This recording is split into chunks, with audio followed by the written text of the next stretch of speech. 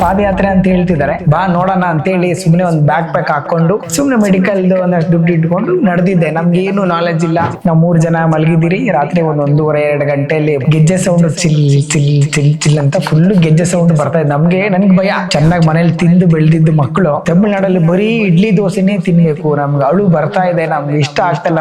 ನಮ್ ಬೆಂಗಳೂರು ತರ ಬೆಳಿಗ್ಗೆ ರೈಸ್ ಬಾತ್ ಸಿಗುತ್ತಾ ತಿನ್ನಕ, ದಾನ ಅದು ಸಿಗ್ತಾ ಇಲ್ಲ. ಕೂತಿದಿರಿ, ನಮ್ಗೆ ಅದು ಗೊತ್ತಿಲ್ಲ. ನಾವು ಕೂತಿರೋ ಜಾಗ ಬಂದು ಎಣಗಲ ಸುಡೋ ಜಾಗ ಅಂತ ನಮ್ಗೆ ಗೊತ್ತಿಲ್ಲ. ನಾನು ಎದ್ಬಿಟ್ಟು ಬಾ ಇಲ್ಲಿ ಅಂತ ನಾವು ಯೇಸುನ ಕರೆದೆ. ಯೇಸು ಬಾ ಇಲ್ಲಿ ಅಂತ ಕರೆದ್ರೆ ಅವ್ನು ಅಣ್ಣ ಅಂದ. ಏನಾಯ್ತು ಯೇಸು ಅಂದ್ರೆ ನನ್ ಕಾಲು ಯಾರೋ ಹಿಡ್ಕೊಂಡ್ಬಿಟ್ಟಿದ್ದಾರೆ ಅಂತ ಅಳ್ದ್ಗಳು ಅಂತ ಜೋರಾಗಿ ಅಳ್ತಿದ್ದಾನೆ. ಕತ್ಗೆ ರುದ್ರಾಕ್ಷಿ ಮಾಲಕ್ಕೆ ಜೋರಾಗಿ ಅವ್ನು ಹಿಂಗ್ ಹೇಳಿದ್ರೆ ಒಬ್ರು ಹಿಂಗ್ ಪುಷ್ ಮಾಡ್ದಂಗೆ ಫೀಲ್ ಆಯ್ತು. ಪಾದಯಾತ್ರೆ ಮಾಡೋದಷ್ಟೇ ನಿನ್ ಕೆಲ್ಸ. ಎಲ್ಲಿ ತಿನ್ಬೇಕು, ಎಲ್ಲಿ ಮಲಗ್ಬೇಕು, ಯಾರನ್ನ ಭೇಟಿ ಮಾಡಿಸ್ಬೇಕು, ಅಯ್ಯಪ್ಪ ನಿರ್ಧಾರ. ಫಸ್ಟ್ ಟೈಮ್ ಲೈಫಲ್ಲಿ ಭಿಕ್ಷೆ ಬಿಡಿದೆ ಅದೇ ಒಂದು ಸಂದರ್ಭ. ನಮಸ್ಕಾರ, ಎಲ್ಲಿಂದ ಪಾದಯಾತ್ರೆ? ಗದಗಿಂದ. ಆಯ್ತಾಯ್ತು, ಅಷ್ಟೇ ಮುಗ್ದೋಯ್ತು. ನಾನು ಊಟ ಮಾಡಿದ್ರ ಅಂದ್ರೆ ಮಾಡಿದ್ರಿ ಆಯ್ತು ಅಷ್ಟೇ. ಬಂದಿರೋ ಬೋರ್ವೆಲ್ ಹಾಕೋರು ಅವರು ಅಲ್ಲೇ ಅಡಿಗೆ ಮಾಡ್ಕೊಂತ ಅವ್ರೆ. ಅಲ್ಲಿ ಕೇಳ್ಬೇಕು, ಸ್ವಾಮಿ ನಮ್ಗೆ ಹೊಟ್ಟೆ ಸದ್ಯ ಊಟ ಕೊಡ್ತೀರ? ನನ್ನ ಕೈ ಮುಗಿದ ತಕ್ಷಣ ಅವನು ಒಂದ್ ಸ್ವಲ್ಪ ಯೋಚನೆ ಮಾಡ್ದ. ನಮ್ಮ ಹತ್ರ ಪ್ಲೇಟ್ಗಳಿಲ್ಲ, ನಮ್ ಪ್ಲೇಟ್ ಅಲ್ಲೇ ತಿಂತೀರಾ? ಓಕೆನಾ ನಿಮ್ಗೆ ಎಂಜಲು? ನಾವು ತಲೆ ಬಗ್ಸ್ಬೇಕು. ಅಲ್ಲಿ ಹೋಗ್ಬಿಟ್ಟು ನನ್ಗೆ ನೀನ್ ಪ್ಲೇಟಲ್ಲಿ ಕೊಟ್ಟಿಲ್ಲ ಅಂದ್ರೆ ನಾನು ಊಟ ತಿನ್ನಲ್ಲ ಅಂದ್ರೆ ನನ್ಗೆ ರಿಜೆಕ್ಷನ್. ಅವಾಗ ತಿರ್ಗಾ ನಾನು ಅಯ್ಯಪ್ಪನ ಹತ್ರ ಕೇಳಕ್ ಆಗೋದಿಲ್ಲ. ಅವಾಗ ದೇವರೇ ಉಗಿದೆ ನಮ್ಮಕ್ಕೆ. ನಾನ್ ನಿನ್ಗೆ ಅಲ್ಲಿ ಕೊಟ್ಟೆ, ಬಿಸಿ ಬಿಸಿ ಅನ್ನ ತೋರಿಸ್ತಾ ಇದ್ದ. ಅಲ್ಲೂ ನಾನು ಶ್ರೇಷ್ಠ, ನನಗೆ ನೀನು ಹೊಸ ಎಲೆಲೆ ನೀನು ಊಟ ಕೊಡು ಅಂತ ಕೇಳಿದ್ರೆ ಅಹಂಕಾರ ಒಂದು ಬಿಟ್ರೆ ಭಗವಂತ ಹೆಂಗ್ ಬೇಕಾದ್ರೂ ಬರ್ತಾನೆ. ನಾನು ಅನ್ನೋದಿದ್ರೆ ಭಗವಂತ ಎದೆಗೆ ಹೊಡಿತಾನೆ, ಬೇರೆ ಏನು ಮಾಡೋದು. ಸ್ವಾಮಿಯೇ ಶರಣಮಯ್ಯಪ್ಪ.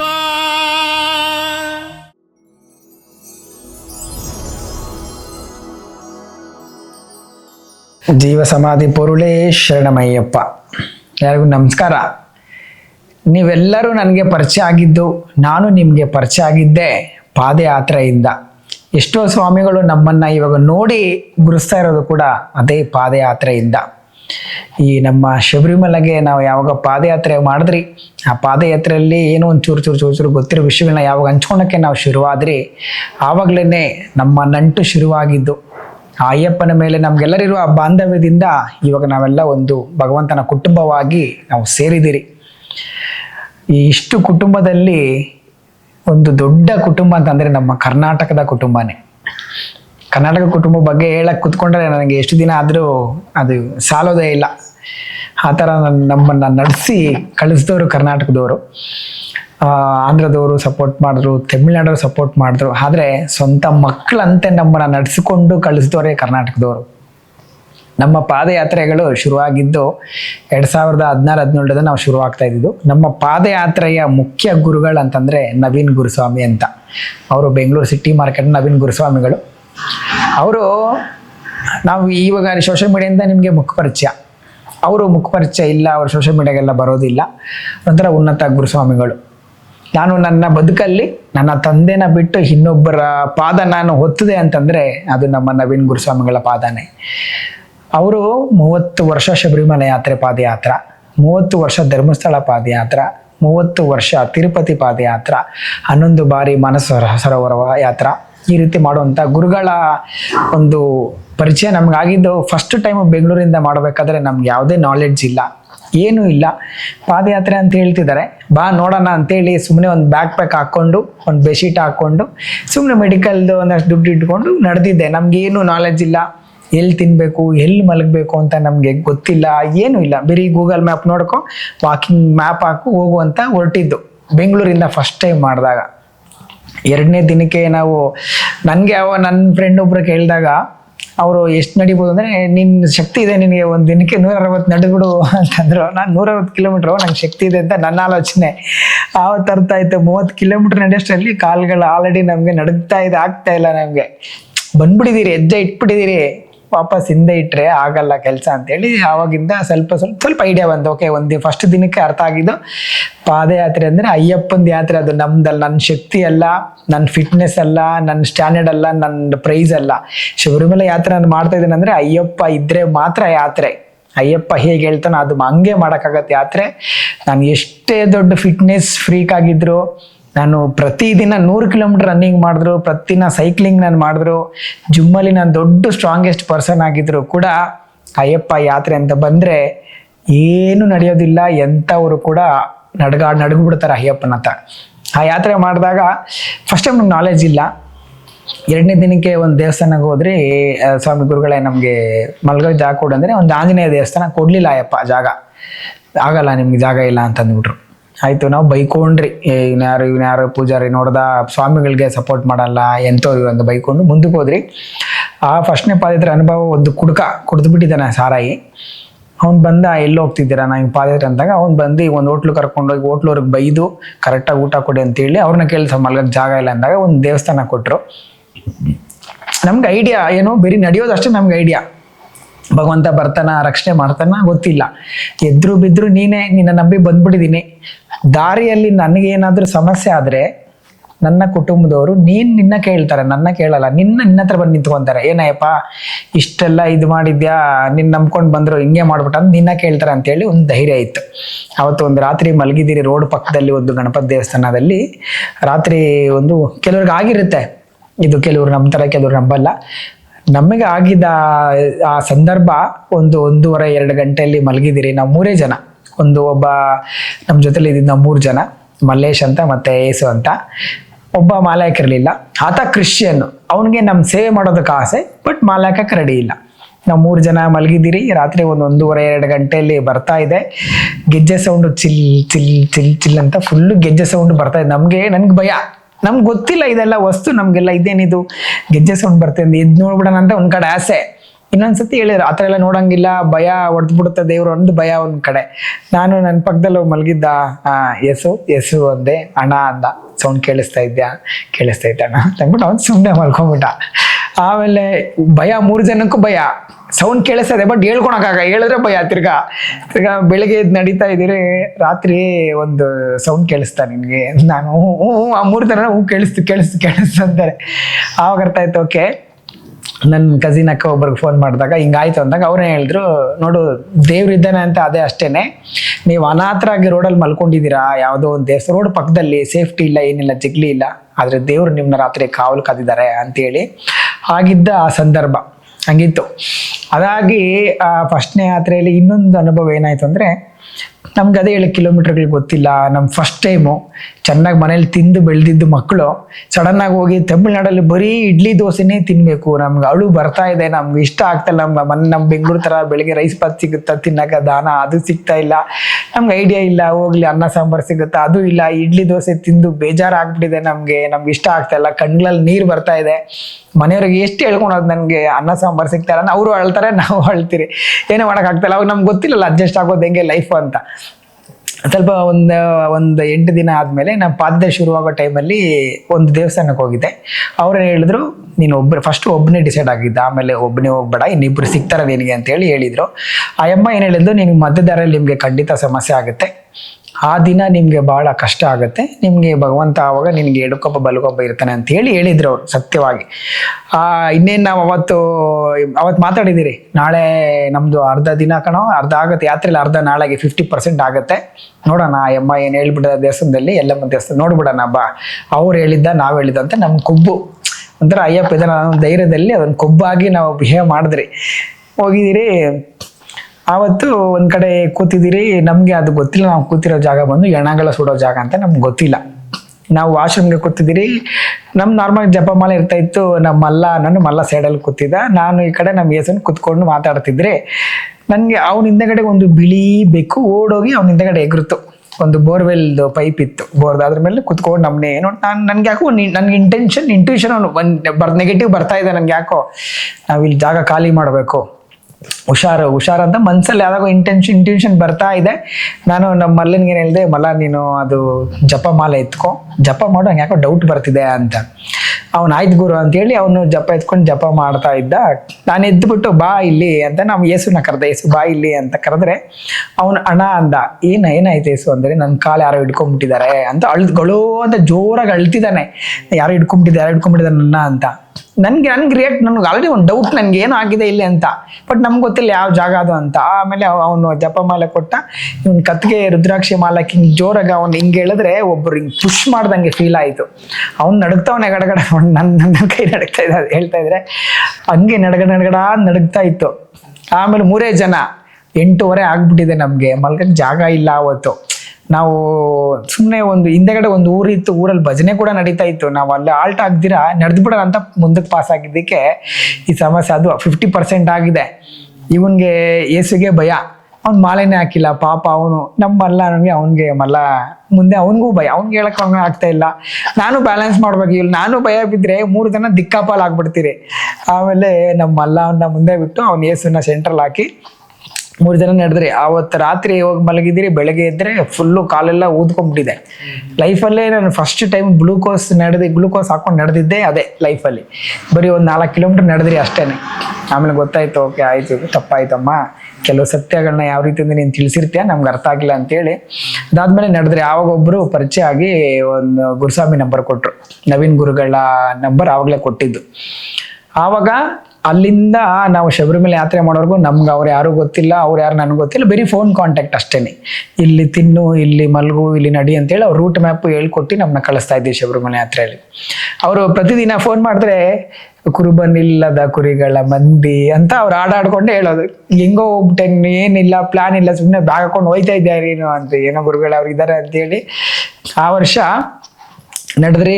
ಪುಲಿಮೇಡು ದಾರಿ ನಡೆದು ಬಿಟ್ಟು ಇನ್ನೇನು ಶಬರಿಮಲೆ ಚೆಕ್ ಪೋಸ್ಟ್ ಒಂದೇ ಒಂದು ಹೆಜ್ಜೆ ಇಡಬೇಕು. ಅವಾಗ ನನ್ನ ಸ್ಟೇಟಸಲ್ಲಿ ಎಲ್ಲ ಬರ್ದಿಕೊಂಡಿದ್ದೆ, ಸ್ವಾಮಿ ಶರಣಮಯ್ಯಪ್ಪ, after so many days of my dreams getting fulfilled. ಆಸೆಗಳೆಲ್ಲ ನೀವಾಗುತ್ತೆ.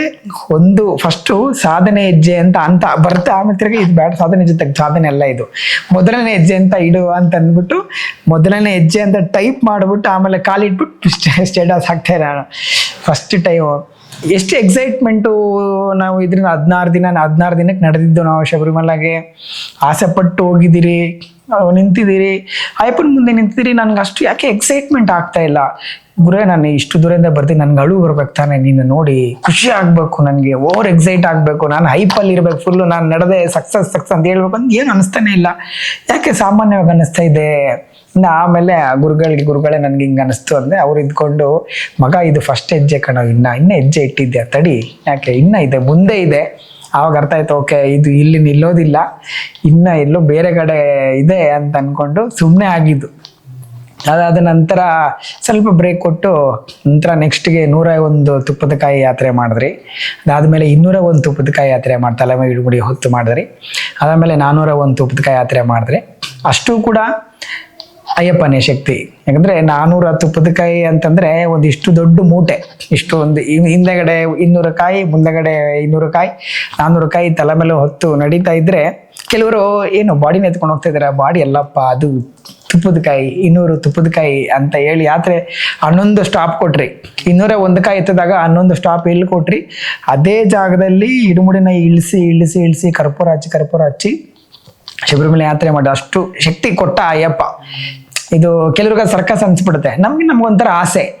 ಕೆಲವ್ರಿಗೆ ಹೂವು ಪೂಜೆಗಳಲ್ಲಿ ಪುಷ್ಪಾಭಿಷೇಕ ಮಾಡಂದ್ರೆ ಒಂದು 20 kg ಚೆಲ್ತಾರೆ. ಅದು ಎಷ್ಟು ಚೆಲ್ದ್ರು ತೃಪ್ತಿ ಆಗೋದೇ ಇಲ್ಲ. ದೇವ್ರ ಇನ್ನ ಮಾಡ್ತೀನಿ, ಇನ್ನ ಆಸೆ. ಇನ್ನು ಕೆಲವರು ಹಾಡಾರೋಡು ಎಷ್ಟು ಹೇಳಿದ್ರು ಹಾಡ್ತಾನೆ ಇರ್ತಾರೆ, ಅವ್ರಿಗೆ ಸಮಾಧಾನ ಆಗೋದಿಲ್ಲ. ಅಂದ್ರೆ ನಮ್ಗೊಂದು ಆಸೆ, ದೇವ್ರ ಏನೇನ್ ಥರ ಕಷ್ಟ ಅನ್ಸುತ್ತೆ ಅದೆಲ್ಲ ನಿನ್ಗೆ ಮಾಡ್ಬಿಡ್ತೀನಪ್ಪ, ನನಗೊಂದು ಆಸೆ ಅಷ್ಟೇನೆ ಅಂತೇಳಿ ನಾನಾದ್ರೂ ಒಂದು ತುಪ್ಪದಕಾಯಿ ಎತ್ಕೊಂಡು ಹೋದ್ರಿ. ಅಲ್ಲಿ ಮುಂದೆಗಡೆ ಮಂಟಪದಲ್ಲಿ ಇರೋನ್ಗೆ ಗೊತ್ತಿಲ್ಲ ತುಪ್ಪದ ಕಾಯಿಗಳು ಅಂತ. ಅವನೇನಿದು ಮುತ್ರತ್ತೆ ಹೆಂಗಂದ್ರೆ ಅವ್ನು ನಿಲ್ಸ್ಬಿಟ್ಟ ಇಡುಮುಡಿನ. ನಮ್ಗೆ ಖುಷಿ, ಅಪ್ಪ ನನ್ನ ಇಡುಮುಡಿ ಇಲ್ಲಿ ನಿಂತಿದ್ದು, ಇಲ್ಲಿ ಮಂಟಪದಲ್ಲಿ ಕೆಳಗಡೆ ಇಡ್ಸಿದ್ದಾರೆ ನಂದಿ ಖುಷಿ ಅವ್ನಿಗೆ. ಆಮೇಲೆ ಸ್ವಾಮಿ ತೆಂಗಿನಕಾಯಿ ಎಲ್ಲ ಇಡುಮುಡಿ ಆದ್ಮೇಲೆ ಎತ್ತಿದ್ರು. ಅಷ್ಟು ವರ್ಷನೂ ತಲೆ ಮೇಲೆ ಆ ಇಡುಮುಡಿನ ಸಪೋರ್ಟ್ ತಗೊಂಡು ಮುಂದೆಗಡೆ 4 ಜನ ಸಪೋರ್ಟ್ ತಗೊಂಡು ಹಿಂಗೆ ಭಗವಂತನ ದರ್ಶನ ಮಾಡಿ ಆಮೇಲೆ ಕಳಿಸ್ಕೊಟ್ರು. ಅಷ್ಟು ಶಕ್ತಿ ಕೊಟ್ಟಿದ್ದ. ಅವಾಗ ಹಿಂಗೆ ಗುರುಗಳ ಜೊತೆಯಲ್ಲಿ ತಿರ್ಗಾ 1-2-3 ವರ್ಷ ಪಾದಯಾತ್ರೆ ಮಾಡಿದ್ರಿ. ಆಮೇಲೆ ನಮಗೆ ಹೆಂಗಂದ್ರೆ ಬೆಂಗಳೂರಿಂದ ನಡೆದು ನಮ್ಗೆ ಸ್ವಲ್ಪ ಚಿಕ್ಕದಾಯಿತು. ಬೆಂಗಳೂರಿಂದ ಹಿಂಗೆ ಸ್ವಲ್ಪ ಕಷ್ಟಪಡೋಣ, ನಮ್ಗೆ ದಾರಿ ಗೊತ್ತು, ಮಲ್ಗಕ್ಕೆ ಜಾಗ ಗೊತ್ತು, ಎಲ್ಲಿ ನೀರು ಸಿಗುತ್ತೆ ಅಂತ ಗೊತ್ತು, ಎಲ್ಲಿ ಊಟ ಸಿಗುತ್ತೆ ಅಂತ ಗೊತ್ತು, ಎಲ್ಲ ಗೊತ್ತಾಗ್ಬಿಟ್ಟಿದೆ ಇವಾಗ. ಅಲ್ಲೋಗಿದ ತಕ್ಷಣ ನಾವು ನವೀನ್ ಗುರುಸ್ವಾಮಿ ಶಿಷ್ಯರು ಅಂತಂದರೆ ಊಟ ಆಟೋಮೆಟಿಕ್ ಊಟ ಸಿಗುತ್ತೆ. ದಾರಿಯಲ್ಲಿ ಎಷ್ಟೊಂದು ಜನ ಪಾದಯಾತ್ರೆ ಮಾಡ್ತಾ ಇರ್ತಾರೆ, ಅವ್ರು ನಮ್ಗೆ ಊಟ ಕೊಡ್ತಾ ಇರ್ತಾರೆ. ನಾವೆಲ್ಲ ಸ್ವಲ್ಪ ಯೋಚನೆ ಮಾಡೋಣ, ಇನ್ನು ಸ್ವಲ್ಪ ಹಿಂದಕ್ಕೆ ನಾವು ಯಾತ್ರೆ ಇನ್ನು ಸ್ವಲ್ಪ ದೂರದಿಂದ ನೋಡೋಣ, ಇನ್ನು ಕಷ್ಟ ನೋಡೋಣ, ಇನ್ನು ನಾವು ತಿಳ್ಕೊಬೇಕು ಅಂತೇಳಿ ಆವಾಗ ಪ್ಲ್ಯಾನ್ ಮಾಡ್ಕೊಂಡ್ರಿ. ಫಸ್ಟು ಕಾಶಿಗೆ ಬರೆದ್ರಿ, ಆಮೇಲೆ ಅಮರನಾಥಕ್ಕೆ ಬರೆದ್ರಿ, ಆಮೇಲೆ ಕೇದಾರ್ನಾಥಕ್ಕೆ ಬರೆದ್ರಿ, ಬದ್ರಿನಾಥ್ ಎಲ್ಲ ಒಂದಷ್ಟು ಬರೆದ್ರಿ. ನಮ್ಮ ಬನಶಂಕರಿ ದೇವಸ್ಥಾನದಲ್ಲಿ ಕೂತು ಎಲ್ಲ ರೂಟ್ ಮ್ಯಾಪ್ ಎಲ್ಲ ಬರೆದು ಲಾಸ್ಟ್ಗೆ ಇದಕ್ಕೆ ಬರ್ಕೊಂಡ್ರೆ ಕೇದಾರ್ನಾಥ್ ಫಿಕ್ಸ್ ಮಾಡ್ಬಿಡೋಣ, ಕೇದಾರ್ನಾಥಿಂದ ನಡೆದು ಬಿಡೋಣ. ನಾವಲ್ಲಿ ಯಾರು ಅಂತಲೂ ಗೊತ್ತಿಲ್ಲ, ಅಲ್ಲಿಂದ ಅಯ್ಯಪ್ಪನ ವಿಷಯಗಳನ್ನ ಹೇಳ್ಕೊಳ್ತಾ ತಿಳಿಸ್ಕೊಳ್ತಾ ನಾವು ಹಂಗೆ ಯಾತ್ರೆ ಮಾಡೋಣ, ನೋಡೋಣ ಅದೊಂದು ಕಷ್ಟ ಹೆಂಗಿರುತ್ತೆ. ನಾವು ನಮ್ಮ ಮನೆಯಲ್ಲಿ 1000 ಮಾಡಿದ್ರು ಕೂಡ ನಮ್ಮ ಮನೆಯವ್ರಿಗೆ ನಾವು ಮಕ್ಕಳಾಗೆ ಕಾಣಿಸ್ತಾ ಇರ್ತೀರಿ. ನಮ್ಮೂರಲ್ಲಿ ನಾವು ಏನೇ ಮಾಡಿದ್ರು ಅವ್ರ ದೃಷ್ಟಿ ಹಾಗೆ ಸೇಮೇ ಇರ್ತದೆ, ಏನು ಬದಲಾವಣೆ ಆಗೋದಿಲ್ಲ. ನಮಗೆ ಗೊತ್ತಿಲ್ದಿರೋ ಊರಲ್ಲಿ ನಾವು ಇದ್ದು ತಿಂದು ಮಲಗಿ ಬರೋದು ಅದು ಒಂದು ದೊಡ್ಡ ಟಾಸ್ಕ್. ಸೊ ಅದನ್ನ ಮಾಡೋಣ. ನಮ್ಗೇನು ಗೊತ್ತಿಲ್ದಿರೋ ಊರಲ್ಲಿ ನಾವು ನಿಮ್ದೇಗೆ 1-2 ಭಜನೆ ಮಾಡ್ತೀರಿ ಅಂದರೆ ಅಯ್ಯಪ್ಪನೇ ಕಾರಣ. ಅದನ್ನ ನೋಡೋಣ ಹೆಂಗೆ ನಮ್ಗೆ ಅನುಭವ ಆಗಲಿ. ಇನ್ನೂ ಕಷ್ಟಪಡೋಣ, ಇನ್ನೂ ಕಷ್ಟದಲ್ಲಿ ನನಗೆ ಗುರುಗಳು ಅವ್ರ ಹತ್ರ ಮಾತಾಡ್ಬೇಕಾದ್ರೆ ಪಾದಯಾತ್ರೆಯಲ್ಲಿ ಮಧ್ಯಾಹ್ನ ಹೊತ್ತು ಅವ್ರು ಕುತ್ಕೊಂಡು ಬುಕ್ ಬರೆಯೋರು, ಏನಾದರೂ ಓದೋರು, ಇಲ್ಲ ಮೊಬೈಲ್ ಯೂಸ್ ಮಾಡೋ ಟೈಮಲ್ಲಿ ಅವರು ಮಗ ಅಂಕುಶ್ ಅನ್ನೋರು ಗುರುಗಳೇ ಅಂದರೆ, ಇಲ್ಲಿ ನೋಡು ಇಲ್ಲೆಲ್ಲ ಮಲಗಿದ್ದಾರೆ ನೋಡು ಎಷ್ಟು ಚೆನ್ನಾಗಿ ನಿದ್ದೆ ಮಾಡ್ತಾವ್ರೆ, ಎಷ್ಟು ಚೆನ್ನಾಗಿ ಹೊರಗೆ ಹೊಡಿತಾವೆ ನೋಡೋನು, ಇದೇ ನನ್ಗೆ ಅಯ್ಯಪ್ಪ ಕಾಣಿಸೋದು ಅಷ್ಟೇನೆ. ನೀವೆಲ್ಲ ಕಷ್ಟ ಬಿದ್ದು ನಡೆದು ಮಲಗಿರ್ತೀರ ಇಲ್ಲಿ, ನೀವು ಆ ನೆಮ್ಮದಿಯಿಂದ ನೀವು ಗೊರಕೆ ಹೊಡಿತಾ ಇರ್ತೀರ ನೋಡು, ಆ ನೆಮ್ಮದಿಯಿಂದ ನೀವು ಮಲಗಿರ್ತೀರ, ಒಂದು ಚೂರು ಟೆನ್ಷನ್ ಇಲ್ದಿರಾ, ಗುರುಗಳಿದ್ದಾರೆ ಅನ್ನೋ ಧೈರ್ಯದಲ್ಲಿ ಮಲಗ್ತೀರ ನೋಡು, ಆ ನೆಮ್ಮದಿನೇ ಕಣ ನನ್ಗೆ ಅಯ್ಯಪ್ಪ ಸ್ವಾಮಿ ಕಾಣಿಸೋದು. ಪಾದಯಾತ್ರೆಯಲ್ಲಿ ಅಷ್ಟೇ ಕಾಣಿಸೋದು. ಯಾತ್ರೆ ಮಾಡೋರಿಗೆ ತುಪ್ಪದಲ್ಲಿ ಕಾಲು ಕಾಣಿಸ್ತಾನೆ ಭಗವಂತ, ಗರ್ಭಗುಡಿಯಲ್ಲಿ ಕಾಣಿಸ್ತಾನೆ. ಆದರೆ ಪಾದಯಾತ್ರೆ ಮಾಡೋರಿಗೆ ನೀವು ನೋವಾಗಿರುತ್ತೆ, ಆ ನೋವಾಗಿದ್ದೇ ನಿಮ್ಗೆ ಅಯ್ಯಪ್ಪ ಕಾಣಿಸ್ತಾನೆ. ಹೊಟ್ಟೆ ತುಂಬ ಸುಸ್ತಾಗಿರುತ್ತೆ, ನೆರಳು ಸಿಕ್ಕಿದ್ರೆ ನಿಮ್ಗೆ ಅಯ್ಯಪ್ಪ ಕಾಣಿಸ್ತಾನೆ. ನೀರು ಸಿಕ್ಕಿದ್ರೆ ಅಯ್ಯಪ್ಪ ಕಾಣಿಸ್ತಾನೆ. ಹೊಟ್ಟೆ ತುಂಬ ತಿಂದು ಅವು ಒಂದೊಂದು ತೇಗ್ ಬಂದಾಗ ಅಯ್ಯಪ್ಪ ಅಂತ ಅಯ್ಯಪ್ಪ ಕಾಣಿಸ್ತಾನೆ. ಈ ಪಾದಯಾತ್ರೆಯಲ್ಲಿ ಹಿಂಗೆಲ್ಲ ಕಾಣಿಸ್ತಾನೆ ಕಣ ಅಯ್ಯಪ್ಪ ಅಂತ ಅವರು ಪ್ರತಿದಿನ ಅದನ್ನು ತೋರಿಸಿ ಹೇಳೋರು. ಅವಾಗ ನಮಗೆ ಅನುಭವ, ನಾವು ಈ ಥರ ಅನುಭವ ಮಾಡೋಣ. ಗುರುಗಳ ಹತ್ರ ಹೋದಾಗ ಅವರು ಒಂದು ಸ್ವಲ್ಪ ಹೇಳಿದ್ರಿ, ಈ ವಯಸ್ಸಲ್ಲಿ ಯಾಕೆ ಮಾಡ್ತಿರಲಿಲ್ಲ ಗುರುಗಳೇ, ಡಿಸೈಡ್ ಆಗ್ಬಿಟ್ಟಿದ್ದೀರಿ, ಎಲ್ಲ ಕೆಲಸಗಳನ್ನೆಲ್ಲ ಬಿಟ್ಬಿಟ್ಟಿದ್ದೀರಿ, ಎಲ್ಲ ಸ್ಯಾಲ್ರಿ ಎಲ್ಲ ಇತ್ತು ಒಂದು ಕಡೆ ಇಟ್ಕೊಂಡು ಎಲ್ಲ ESI PF ಎಲ್ಲ ಕ್ಲೈಮ್ ಆಗಿಬಿಟ್ಟು ಮಾಡಿಬಿಡೋಣ ಯಾತ್ರೆ ಅಂತೇಳಿ ಕೇದಾರ್ನಾಥ್ಗೆ ಫಸ್ಟ್ ಪ್ಲ್ಯಾನ್ ಮಾಡ್ಕೊಂಡ್ರಿ. 3 ತಿಂಗಳು ಬರೆದ್ರಿ. ನಾವು 3 ತಿಂಗಳೆಲ್ಲ ಪ್ಲ್ಯಾನ್ ಮಾಡಿ ಒಂದು ಸ್ವಲ್ಪ ಸೀನಿಯರ್ಗಳನ್ನೆಲ್ಲ ಕೇಳಿದ್ರಿ, ಆಲ್ರೆಡಿ ಪಾದಯಾತ್ರೆ ಮಾಡಿರೋರು ಗುರುಗಳ ಹತ್ರ ಎಲ್ಲ. ಬಟ್ ಅವ್ರವ್ರ ವ್ಯೂ ಬೇರೆ ಬೇರೆ ಥರ ಇತ್ತು, ನಮ್ಗೆ ಅಡ್ಜಸ್ಟ್ ಆಗಲಿಲ್ಲ. ಅವರು ಇಲ್ಲ ನಮಗೆ ನಾವು ನಮ್ಮ ರೂಟ್ ಮ್ಯಾಪ್ ಪ್ಲಾನ್ ಮಾಡ್ತೀನಿ ಅಂತೇಳಿ ಮಾಡ್ತಾ ಇದ್ದೀರಿ. 12 ಜ್ಯೋತಿರ್ಲಿಂಗ ಬರೆದ್ಬಿಟ್ಟಿರ್ತೀರಿ, 12 ಜ್ಯೋತಿರ್ಲಿಂಗ ಬರೆದ್ಬಿಡುವ, 12 ಜ್ಯೋತಿರ್ಲಿಂಗನೂ ಮಾಡ್ತಾ ಇದ್ದೀರಿ, ಅದ್ರ ಜೊತೆಗೆ ಶಕ್ತಿಪೀಠಗಳನ್ನ ಆ್ಯಡ್ ಮಾಡುವ ಅಂತ ಅದನ್ನೇ ಆ್ಯಡ್ ಮಾಡ್ಕೊಂಡ್ರಿ. ಶಿವಶಕ್ತಿ ಆಶ್ರಮದಲ್ಲಿ ಯಾತ್ರೆ ಮಾಡ್ಬಿಡೋಣ ಅಂತ.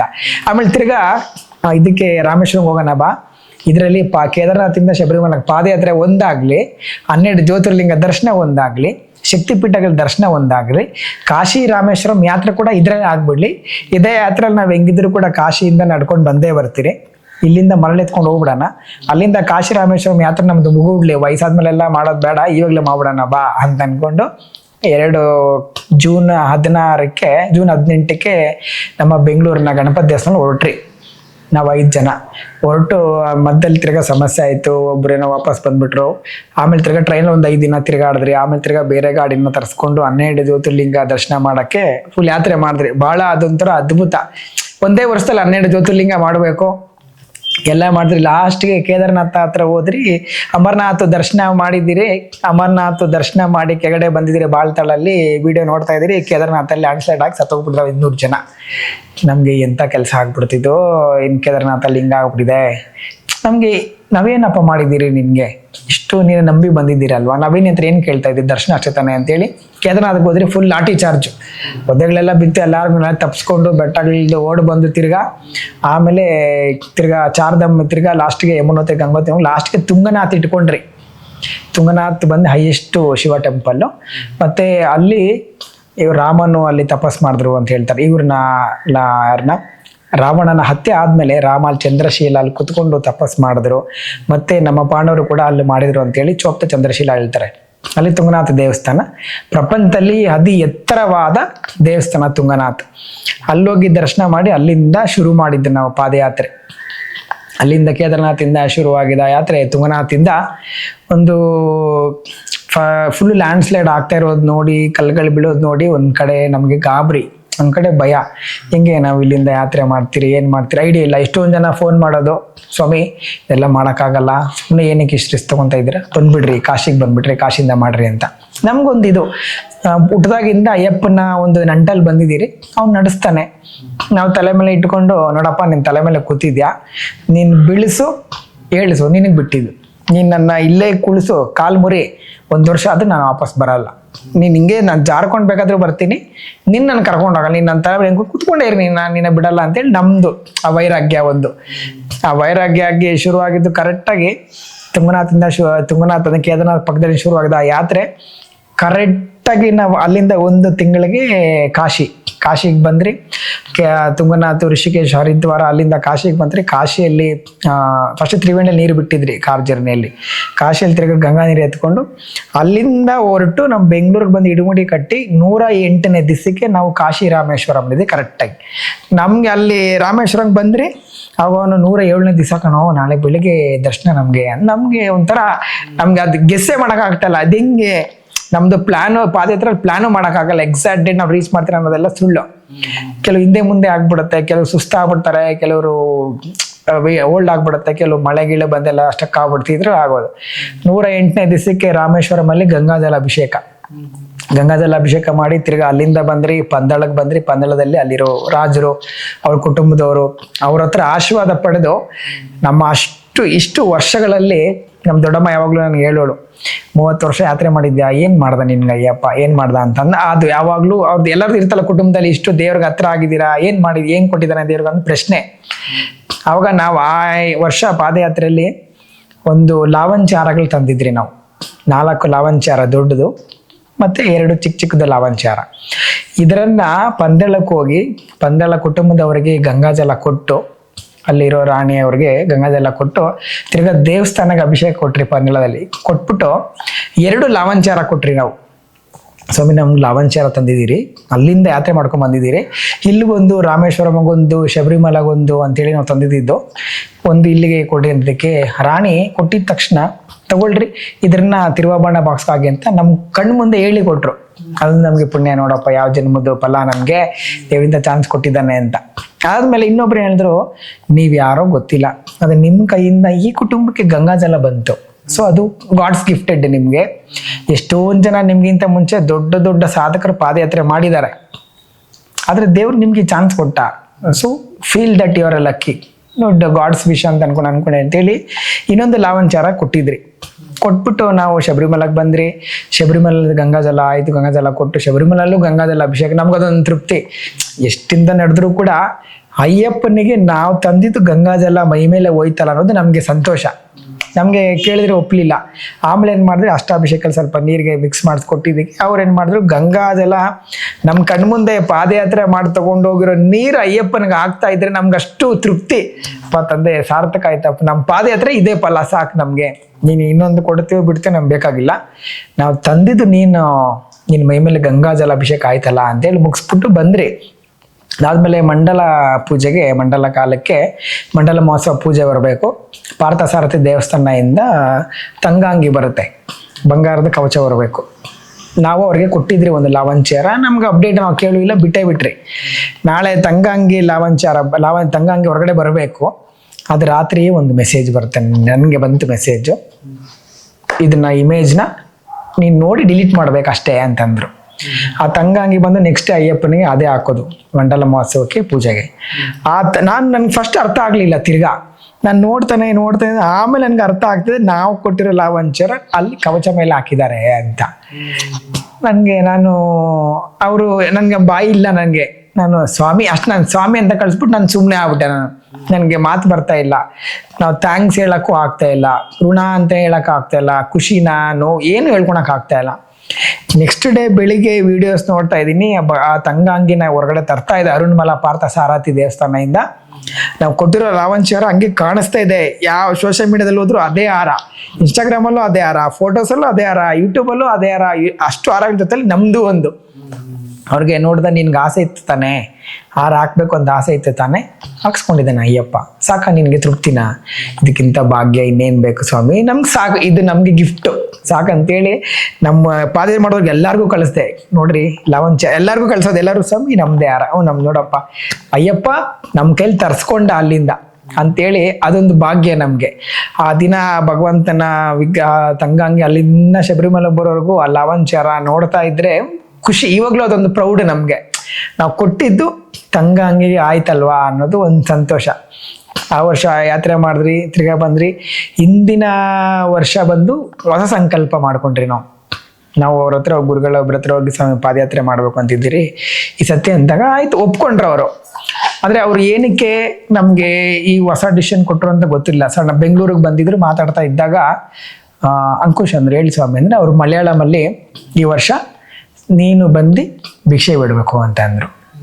ಆಯ್ತು ಸ್ವಾಮಿ, ನಾವು ಈ ಗುರುಗಳು ಹೇಳ್ತಾ ಬಂದ್ರೆ ಅವ್ರದ್ದೊಂದು ಲೆಕ್ಕಾಚಾರ ಇರ್ತದೆ, ಅವ್ರ ಆಲೋಚನೆ ಫಸ್ಟೇ ಇರುತ್ತೆ. ಸೊ ನಾವೇನು ಅವ್ರನ್ನ ವಾದ್ಸಕ್ಕೆಲ್ಲ ಆಗೋದಿಲ್ಲ. ಐದು ಕಡೆ ಕೇಳಬೇಕು ನೀನೇನಾದರೂ ವೆಹಿಕಲ್ ಗಾಡಿ ಮಾಡಿದ್ರೆ ನಿನ್ನ ಊಟಕ್ಕೆ 5 ಮನೆ ಭಿಕ್ಷೆ ಬೇಡು ನೀನು ಅಂತಂದ್ರು. ಆಯ್ತು ಸ್ವಾಮಿ, ಇನ್ ಕೇಸ್ ನೀನು ಗಾಡಿ ಮಾಡಿಲ್ಲ ಅಂದರೆ 5 ಜನ ನಿನ್ಗೆ ಊಟ ಕೊಡಿಸ್ಬೇಕು, ಒಂದು ದಿನಕ್ಕೆ 5 ಜನ ನಿಮ್ಗೆ ಆಪ್ಷನ್. ಅದು ಬಿಟ್ಟರೆ ನೀವು ಯಾರ ಹತ್ರ ಕೇಳಂಗಿಲ್ಲ.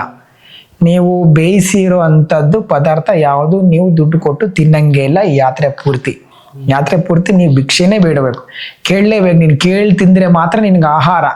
ಇಲ್ಲ ಯಾರು ಕೊಡಲೇ ಇಲ್ಲ ಅಂತಂದರೆ ಆವಾಗ ನಿನ್ನ ದುಡ್ಡಲ್ಲಿ ನೀನು ಹೋಗ್ಬಿಟ್ಟು ಹಣ್ಣು ತರಕಾರಿನೋ ನೀರು ಅಷ್ಟೇ ಉಂಡಾಕಿ, ಅಂದರೆ ಬೇಯಿಸ್ಕೊಂಡು ಮಾಡಾಕೋ ಅಂಥ ಆಹಾರನ ಯಾವುದು ನೀವು ತಿನ್ನಲೇಬಾರ್ದು ಅಂತ ಅವರು ಹೇಳ್ಬಿಟ್ರು. ಆಮೇಲೆ ನಮ್ಮಲ್ಲಿ ಕೆಲವು ಕಳ್ಕೊಳೋದಿರುತ್ತೆ. ನಮ್ಮಲ್ಲಿ ಇನ್ನೂ ನಾವು ಹತ್ರ ಆಗ್ಬೇಕಂದ್ರೆ ಫಸ್ಟ್ ಅಹಂಕಾರನ ಕಳಿಬೇಕು.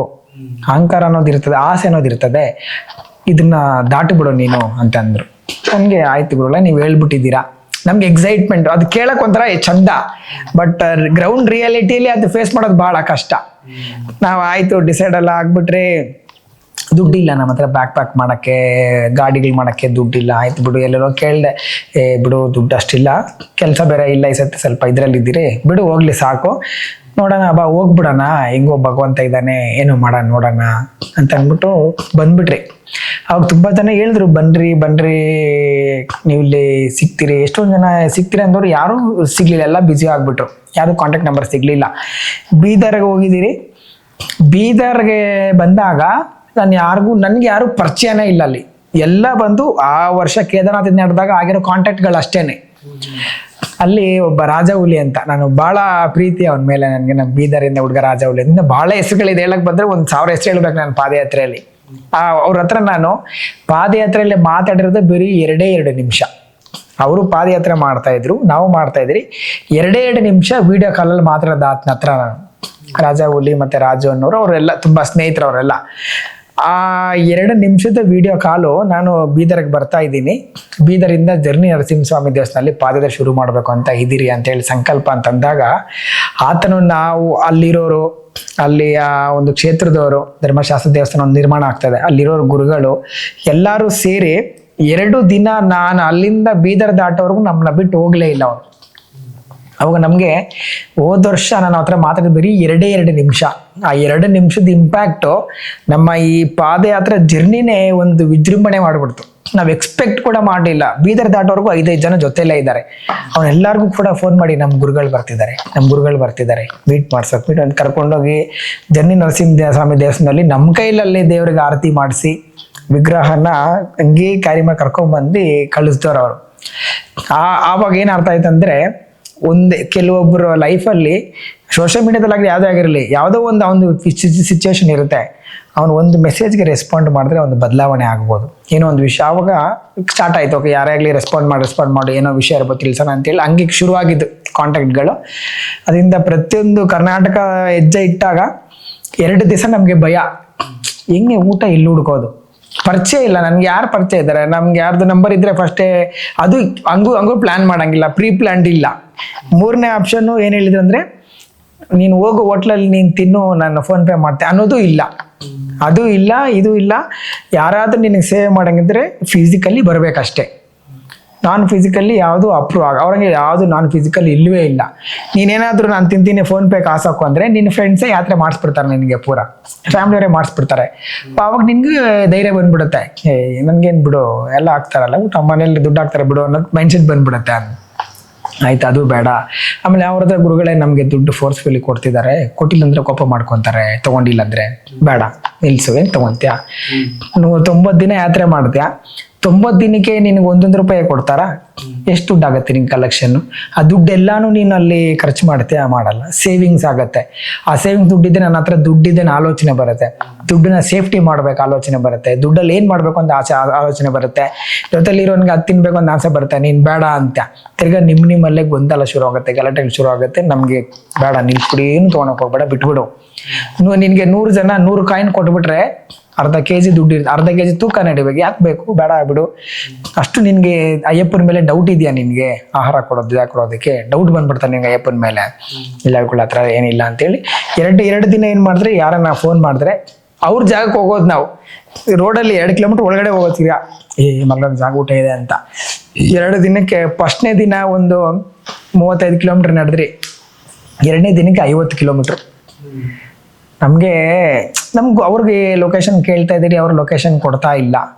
ನಡೆದು ಬಿಟ್ರೆ 50 ಕಿಲೋಮೀಟರ್ ನಡೆದಿದ್ದೀರಿ, ರಾತ್ರಿ 10:15 ಹೋಗಿರೋದು ನಾವು ಪಾಯಿಂಟಿಗೆ, ಹಾಲ್ಟಿಂಗ್ ಪಾಯಿಂಟಿಗೆ. ಸೊಂಟ ಎಲ್ಲ ನೋವು, ಕಾಲ ನೋವು. ನಮ್ಮ ಹುಡುಗ ಒಬ್ಬ ನನ್ನ ಕೈಲಿ ಆಗೋದೇ ಇಲ್ಲ ಸ್ವಾಮಿ ಅಂದ್ಬಿಟ್ಟ. ಅಷ್ಟು ನೋವು, ಫುಲ್ಲು 3 ಜನಗೂ ಎಲ್ಲರಿಗೂ ನೋವೇ. 4 ಜನ ಶುರು ಮಾಡಿದಾಗ ಫುಲ್ಲು ನೋವಾಯಿತು. ನಾನು, ನಮ್ಮ ಚಕ್ರ, ನಮ್ಮ ಪ್ರವೀಣ್ ಸ್ವಾಮಿ, ಹರ್ಷ ಅಂತಿದ್ದ, ಅವನಿಗೂ ಭಾರಿ ನೋವಾಗ್ಬಿಡ್ತು ಪಾಪ. ಆಮೇಲೆ ಆವತ್ತು ಅರ್ಥ ಆಯಿತು ನನಗೆ. ಓಕೆ, ನಮಗೆ ಒಬ್ಬರು ಗುರುಗಳೊಬ್ಬರು ಇದ್ದಾರೆ, ನಮ್ಮ ಕೀರ್ತಿ ಪ್ರಸಾದ್ ಸ್ವಾಮಿ ಅಂತ. ಅವ್ರ ಹತ್ರ ಮಾತಾಡಿದಾಗ ಅವ್ರು ಏನು ಹೇಳಿದಂದ್ರೆ, ನೋಡು, ಪಾದಯಾತ್ರೆ ಮಾಡೋದಷ್ಟೇ ನಿನ್ನ ಕೆಲಸ. ಎಲ್ಲಿ ತಿನ್ಬೇಕು, ಎಲ್ಲಿ ಮಲಗಬೇಕು, ಯಾರನ್ನ ಭೇಟಿ ಮಾಡಿಸ್ಬೇಕು, ಅಯ್ಯಪ್ಪನ ನಿರ್ಧಾರ. ಅದನ್ನ ನೀನು ಎಕ್ಸ್ಪೆಕ್ಟ್ ಮಾಡಕ್ ಹೋಗ್ಬೇಡ, ನೀನು ಅಡ್ವಾನ್ಸ್ ಆಗಿ ಮಾಡಕ್ಕೆ ಹೋಗ್ಬಿಟ್ಟು ಬಿಟ್ಬಿಡು, ಎಲ್ಲ ಅವ್ನು ನೋಡ್ಕೊತಾನೆ ಅಂತ ಅಂದ್ಬಿಟ್ಟು ಶುರು ಮಾಡಿದ್ರಿ. ಆವತ್ತು ಬಿಟ್ಟಿದ್ದು 94 ದಿವಸದಲ್ಲಿ ನಮಗೆ 4 ಸಮಯ ನಮ್ಗೆ ಊಟ ಸಿಗ್ಲಿಲ್ಲ ಅಷ್ಟೇನೆ. ಅದು ದೊಡ್ಡ ದೊಡ್ಡ ಕಾಡುಗಳಲ್ಲಿ ಸಿಚುವೇಶನ್ ಆಗ್ತಿರ 4 ಮಧ್ಯಾಹ್ನ ಸಿಗ್ಲಿಲ್ಲ. ಅದು ಬಿಟ್ರೆ ಇನ್ನು 94 ದಿನ ನಮಗೆ ಊಟ ಕೊಟ್ಟು ನಮ್ಮ ಕರ್ನಾಟಕದವ್ರು ಅಷ್ಟು ಕರೆಸ್ಕೊಂಡ್ರು. ಎಷ್ಟೋ ಊರುಗಳಲ್ಲಿ ನಾವು ಇನ್ನೇನು ಬರ್ತಾ ಇದ್ದೀರಿ ಅಂದ್ರೆ ಕೆಲವು ಊರುಗಳಲ್ಲಿ ದಾರಿ ಎಲ್ಲ ನೀರು ಹಾಕಿ ಆರತಿಗಳು ಮಾಡಿ ಕರ್ಸ್ಕೊಂಡವ್ರು. ಆ ಮುಗ್ಧತೆ, ಆ ಪ್ರೀತಿ ನೋಡಿದಾಗ ನಮಗೆ ಅದರಲ್ಲಿ ಊಟದ ಇನ್ನೊಂದು ಅಂದ್ರೆ ಜೇವರ್ಗಿ ಅಂತ ಬಂದಾಗ ಅಲ್ಲಿ ನಾವು ಬೆಂಗಳೂರವ್ರು ಆಸ್ ಯೂಶುವಲ್ ನಮಗೆ ರೈಸ್ ಬಾತ್ ಬೇಕು. ಇನಿಷಿಯಲಿ ರೈಸ್ ಬಾತ್ ಎಕ್ಸ್ಪೆಕ್ಟ್ ಮಾಡೋದು, ಎಷ್ಟೇ ಇಡ್ಲಿ ಇದ್ರು ನಾವು ರೈಸ್ ಬಾತ್ ಬೇಕು ಅನ್ನೋರು. ಅವರು ಅವತ್ತು ಪೋಹ ತಂದಿದ್ದಾರೆ, ನಮ್ಗೆ ಗೊತ್ತಿಲ್ಲ ಅದು ಪೋಹ ಅಂತ. ಅದು ನಮ್ಗೆ ಹೇಳಿದ್ರು, ಊಟ ಯಾರಾದರೂ ಭಿಕ್ಷೆ ಕೊಡ್ತಾರಂತಂದ್ರೆ ನೀವು ಕೇಳಂಗಿಲ್ಲ, ಇದೇ ಬೇಕು ಅದೇ ಬೇಕು ಅಂತ, ಅವ್ರು ಏನು ಕೊಡ್ತಾರೋ ಅದೇ ಸ್ವೀಕಾರ ಮಾಡಬೇಕು ಅಂತ. ನಮಗೆ ಅವ್ರು ತಂದಿರೋದು ಪೋಹ, ಅವಲಕ್ಕಿದು, ಮಂಡಕ್ಕಿ. ನಮ್ಗೆ ನೋಡಿದ ತಕ್ಷಣ ನಾನು ಚಕ್ರ ಒಳ್ಳೆ ಪಲಾವ್ ಸಿಕ್ಬಿಡ್ತದೆ, ತಿಂದ್ಬಿಡೋಣ ಅಂತ ನಾನು ಆಸೆ. ಅವ್ರು ನಾನು ಹಾಕ್ರಿ 2 ಸತಿ ಹಾಕ್ಸ್ಕೊಂಡು ಕೈ ಇಟ್ಟರೆ ಅವಲಕ್ಕಿ ಮಂಡಕ್ಕಿ. ನನಗೆ ಹೇಳ್ಕೊಳಕ್ಕೆ ಆಗ್ತಾಯಿಲ್ಲ, ಹಾಕ್ಸ್ಕೊಂಡ್ಬಿಟ್ಟಿದ್ದೀನಿ, ತಿನ್ಲೇಬೇಕು. ತಿಂದ್ಬಿಟ್ರೆ ಆಮೇಲೆ ಏನು ಚಕ್ರ ಹಿಂಗೆ ಆಗ್ಬಿಡ್ತು ಛೆ ಅಂತಂದರೆ 4 ದಿವಸ ನಮಗೆ ನಾಷ್ಟಾನೇ ಮಂಡಕ್ಕಿನೇ. ನೆಕ್ಸ್ಟ್ ಡೇ ನಮಗೆ ಏನು ಚಕ್ರ ಹಿಂಗಾಗ್ಬಿಡ್ತು. ನೆಕ್ಸ್ಟ್ ಡೇನು ಮಂಡಕ್ಕಿ ತಂದರೆ. ಆಮೇಲೆ ಅವತ್ತು ಮಧ್ಯಾಹ್ನ ನಮ್ಗೆ ಕೂಡ ಇಲ್ಲ, ಮಧ್ಯಾಹ್ನ 2:15 ಆಗ್ಬಿಟ್ಟಿದೆ, ಆಗ್ತಾ ಇಲ್ಲ. ನಮಗೆ ಅಲ್ಲಿ ಗುಲ್ಬರ್ಗಲ್ಲಿ ಒಬ್ಬರು ರಾಬರ್ಟ್ ಸ್ವಾಮಿ ಮತ್ತು ನಮ್ಮ ರಮೇಶ್ ಸ್ವಾಮಿ ಅಂತ ಭಾಳ ಪರಿಚಯ ಆಗಿದ್ರು. ಅವರು ತುಂಬ ಕಡೆ ನಮ್ಗೆ ವ್ಯವಸ್ಥೆ ಮಾಡ್ತಾಯಿದ್ದಾರೆ, ಫೋನ್ ಮಾಡಿ ಅಲ್ಲಿವ್ರನ್ನ ಪರಿಚಯ ಮಾಡಿಸಿ ಇದು ಮಾಡೋರು ಸ್ವಾಮಿಗಳು. ಅವ್ರು 3 ಗಂಟೆಗೆ ಫೋನ್ ಮಾಡೋದು, ಸ್ವಾಮಿ ಊಟ ಮಾಡಿದ್ರ? ಇನ್ನೂ ಇಲ್ಲ, ನೋಡ್ಬೇಕು ಅಯ್ಯಪ್ಪ. ನಾವು ಹೇಳೋಕ್ಕಾಗಲ್ಲ, ನೋಡ್ಬೇಕು ಅಯ್ಯಪ್ಪ ಏನು ಮಾಡ್ತಾನೋ, ಇದ್ದೀರಿ ಸುಮ್ಮನೆ. ಆಮೇಲೆ ಅವರು ಒಬ್ಬರಿಗೆ ಹೇಳಿ ಒಬ್ಬರ ಕಡೆಯಿಂದ ಮೃಷ್ಟಾನ್ನ ಭೋಜನ ಕಳಿಸಿದ್ರು, ಯಾರೋ ಓಟಿನ ತೊಗೊಂಬಂದು ಕೊಟ್ಟರು. ಆವಾಗ ನಮ್ಗೆ ಅರ್ಥ ಆಯಿತು, ನಾವು ಆ ಮಂಡಕ್ಕಿನ ಖುಷಿಯಾಗಿ ಸ್ವೀಕಾರ ಮಾಡಿದರೆ ನಮಗೆ ಆನ್ ಟೈಮ್ ಊಟ ಸಿಕ್ಕಿರೋದು. ನಾವು ಇದ್ಯಾವುದೋ ಕೊಟ್ಟವ್ರು, ಏನು ಮಾಡೋಕ್ಕಾಗಲ್ಲ ಅಂತ ನಾವು ಅವಾಗ ಆಸೆ ಪಟ್ರಿ, ಫಲಾವ್ಗೋಸ್ಕರ ಆಸೆ ಪಡಬಾರ್ದಾಗಿತ್ತು, ಪಟ್ಬಿಟ್ರಿ, ಆಯಿತು ಕ್ಷಮೆ ಇರಲಿ ಅಂತೇಳಿ. ತಿರ್ಗಾ ಅದೇ ಬಂತು ಮಂಡಕ್ಕಿನ ಟೇಸ್ಟ್. ಕೊಡಿ ಅದು ಕೊಡ್ರಿಗಳೇ ಅಂತೇಳಿ ಖುಷಿಪಟ್ಟು ತಿಂದೆ. ಆ ಊಟದ ಸನ್ನಿವೇಶ, ಒಂದೇ ಒಂದು ಮಂಡಕ್ಕಿ ಪರಿವರ್ತನೆ, ಚೇಂಜೇ ಮಾಡಿಸ್ಬಿಡ್ತು ನಮಗೆ. ಡಿಲೇ ಯಾವುದು ಬೇಡ, ಯಾವುದು ಕೊಟ್ಟರು ಸ್ವೀಕಾರ. ಭಿಕ್ಷೆ ಬೇಡ್ತಾ ಇರೋದು, ಅವನು ಅನ್ನ ಕೊಡಲಿ, ನೀರು ಕೊಡಲಿ, ಬರೀ ನೀರು ಕೊಟ್ಟು ಬೇರೆ ಮುದ್ದೆ ಕೊಡಲಿ, ತಿನ್ನಬೇಕು ನೀನು ಅಷ್ಟೇ. ಅವನು ಭಗವಂತ ಅವ್ರಿಗೆ ಎಷ್ಟಿರುತ್ತೋ ಆ ಶಕ್ತಿ, ಅವ್ರ ಹಿತಾಶಕ್ತಿಯಿಂದ ಕೊಟ್ಟಿರ್ತಾನೆ. ಆಮೇಲೆ ನಮ್ಮ ಗುರುಗಳು ಏನಂದರೆ, ನೀನು ಯಾವಾಗ ನೀನು ಇದರಿಂದ ಬರೀ ಭಿಕ್ಷೆ ಅಂತ ನಿಂತ್ಕೊಂತೀಯ, ಸೇವೆ ಮನೋಭಾವರು ಓಡಿ ಬರ್ತಾ ಇರ್ತಾರೆ. ಅವನು ಪ್ರೀತಿಯಿಂದ ಕೊಡ್ತಾನೆ ಊಟ ನಿನಗೆ. ಅವ್ನು ಏನು ಮಾಡ್ಕೊಂಬರ್ತಾನೆ, ಅವ್ರು ಸ್ವಂತ ಏನು ಮನೇಲಿ ಅಡುಗೆ ಮಾಡ್ತಾನೆ, ಅದೇ ನಿನಗೆ ಭಿಕ್ಷೆಯಾಗಿ ಬರುತ್ತೆ ನೋಡು ಅಂತಂದಾಗ, ಅವಾಗ ಎಷ್ಟು ಭಕ್ತರನ್ನ ಭೇಟಿ ಮಾಡೋದಾಗಲಿ, ನಮ್ಮ ನಾರ್ತ್ ಕರ್ನಾಟಕ, ಸೌತ್ ಕರ್ನಾಟಕ, ದಕ್ಷಿಣ, ಉತ್ತರ ಕನ್ನಡ ಎಲ್ಲರೂ ಕೂಡ ಅವರು ಕೊಟ್ಟಿದ್ದು ಪ್ರೀತಿ ಆಗಲಿ, ಅವರು ನಮ್ಮನ್ನ ನಡೆಸ್ಕೊಂಡಿದ್ದು ರೀತಿ ಆಗಲಿ, ನಮ್ಗೆ ಎಷ್ಟೋ ಕಡೆ ನಮ್ಗೆ ಅವ್ರು ಯಾರಂತಲೇ ನಮ್ಗೆ ಗೊತ್ತಿಲ್ಲ, ಬಟ್ ಅವ್ರು ನಮ್ಮನ್ನ ಕರೆದು ನಮ್ಮನ್ನ ಊಟ ಹಾಕಿ, ಎಷ್ಟೋ ತಾಯಂದರು ನಮಗೆ ಮನೇಲಿ ಸ್ವಂತ ನಮ್ಮ ಮನೇಲಿ ಅಪ್ಪ ಅಮ್ಮ ಹೆಂಗೆ ಮುಂದೆಗಡೆ ಕೂತ್ಕೊಂಡು ತಟ್ಟೆಯಲ್ಲಿ ಊಟ ನಾವು ತಿನ್ನೋವರೆಗೂ ತುಂಬಿಸ್ತಾನೆ ಇರ್ತಾರೆ. ಈ ಥರ ತಾಯಂದ್ರೆಲ್ಲ, ಅಕ್ಕಂದ್ರೆಲ್ಲ ನಮಗೆ ಕುಳಿಸಿ ಊಟ ಹಾಕಿ ಕೊಡಿಸಿ ಕಳಿಸ್ತಾ ಇದ್ದಿದ್ದು. ಒಂದು ವಾರವರೆಗೂ ನಮ್ಗೇನು ಚಿಂತೆ ಇರಲಿಲ್ಲ, ಆರಾಮಾಗೆ ಬಂದ್ರಿ. ಗದಗ್ ಇನ್ನೇನು ಬರ್ತಾ ಇದ್ದೀರಿ, ಗದಗ ಹತ್ರ ಬಂದಾಗ ಫಸ್ಟ್ ಟೈಮು ಲೈಫಲ್ಲಿ ಭಿಕ್ಷೆ ಬಿಟ್ಟಿದ್ದೆ ಅದೇ ಒಂದು ಸಂದರ್ಭ. ನಮಗೆ ನನ್ನ ಹುಡುಗರಿಗೆ ಹೇಳಿದ್ದು, ಯಾರಾದರೂ ಮಾತಾಡಿಸಿದ್ರೆ ಮಾತಾಡ್ರಿ, ಫಸ್ಟು ಹೇಳ್ರಿ, ಮಾತಾಡ್ರಿ, ಆಮೇಲೆ ಕೇಳ್ರಿ ನಮಸ್ತೆ ಸ್ವಾಮಿ, ಅವಾಗ ಹೊಟ್ಟೆ ಹಸ್ದಾಗ ಕೇಳ್ಬಿಡ್ರಿ ಬಾಯಿ ಬಿಟ್ಟು ಅಂತ. ಹುಡುಗರಿಗೆ ಮುಜುಗರ, ಎಲ್ಲರಿಗೂ ಕೂಡ ಮುಜುಗರ. ನನಗೆ ನಾನು ಇಷ್ಟು ಸೋಷಿಯಲ್ ಮೀಡಿಯಾದಲ್ಲಿ ಫೇಮಸ್ ಆಗಿದ್ದೀನಿ, ಎಲ್ಲರೂ ನನ್ನ ಗುರುಸ್ವಾಮಿ ಅಂತಾರೆ, ಗುರುತು ಹಿಡಿತಾ ಇಲ್ವಾ ನನ್ನ, ಹಿಂಗೆ ಗೊತ್ತಾಗ್ತಿಲ್ವಾ ಅಂತ ಒಂದು ಇದಿರುತ್ತಲ್ಲ, ನಾನು ಅನ್ನೋದು ಇರುತ್ತಲ್ಲ ನಮ್ಗೆ ಆಲ್ರೆಡಿ ಅದು ಸ್ವಲ್ಪ. ಸೊ ಆವಾಗ ಅವ್ರ ಹತ್ರ ನಮಸ್ಕಾರ ಗುರುಗಳೇ, ನಮಸ್ಕಾರ, ಎಲ್ಲಿಂದ ಪಾದಯಾತ್ರೆ? ಗದಗಿಂದ. ಆಯ್ತು ಅಷ್ಟೇ, ಮುಗ್ದೋಯ್ತು. ನಾನು ಊಟ ಮಾಡಿದ್ರ ಅಂದರೆ ಮಾಡಿದ್ರಿ ಆಯ್ತು ಅಷ್ಟೇ. ಅಟ್ಲೀಸ್ಟ್ ನಮ್ಮನ್ನ ಕೇಳ್ಬಿಡ್ತಾರೇನೋ, ನಾವು ಮಾಡಿಲ್ಲ ಸ್ವಾಮಿ ಅಂತ ಕೇಳ್ಬಿಡೋಣ ಅಂತ ಒಂದು ಆಸೆ. ಇಂಡೈರೆಕ್ಟಾಗಿ ಫಸ್ಟ್ ಟೈಮ್ ಭಿಕ್ಷೆ ಬೇಡ್ತಾರದ, ಇಂಡೈರೆಕ್ಟಾಗಿ ಐಡಿಯಾ ಇಲ್ಲ ನಮ್ಮ ಹತ್ರ.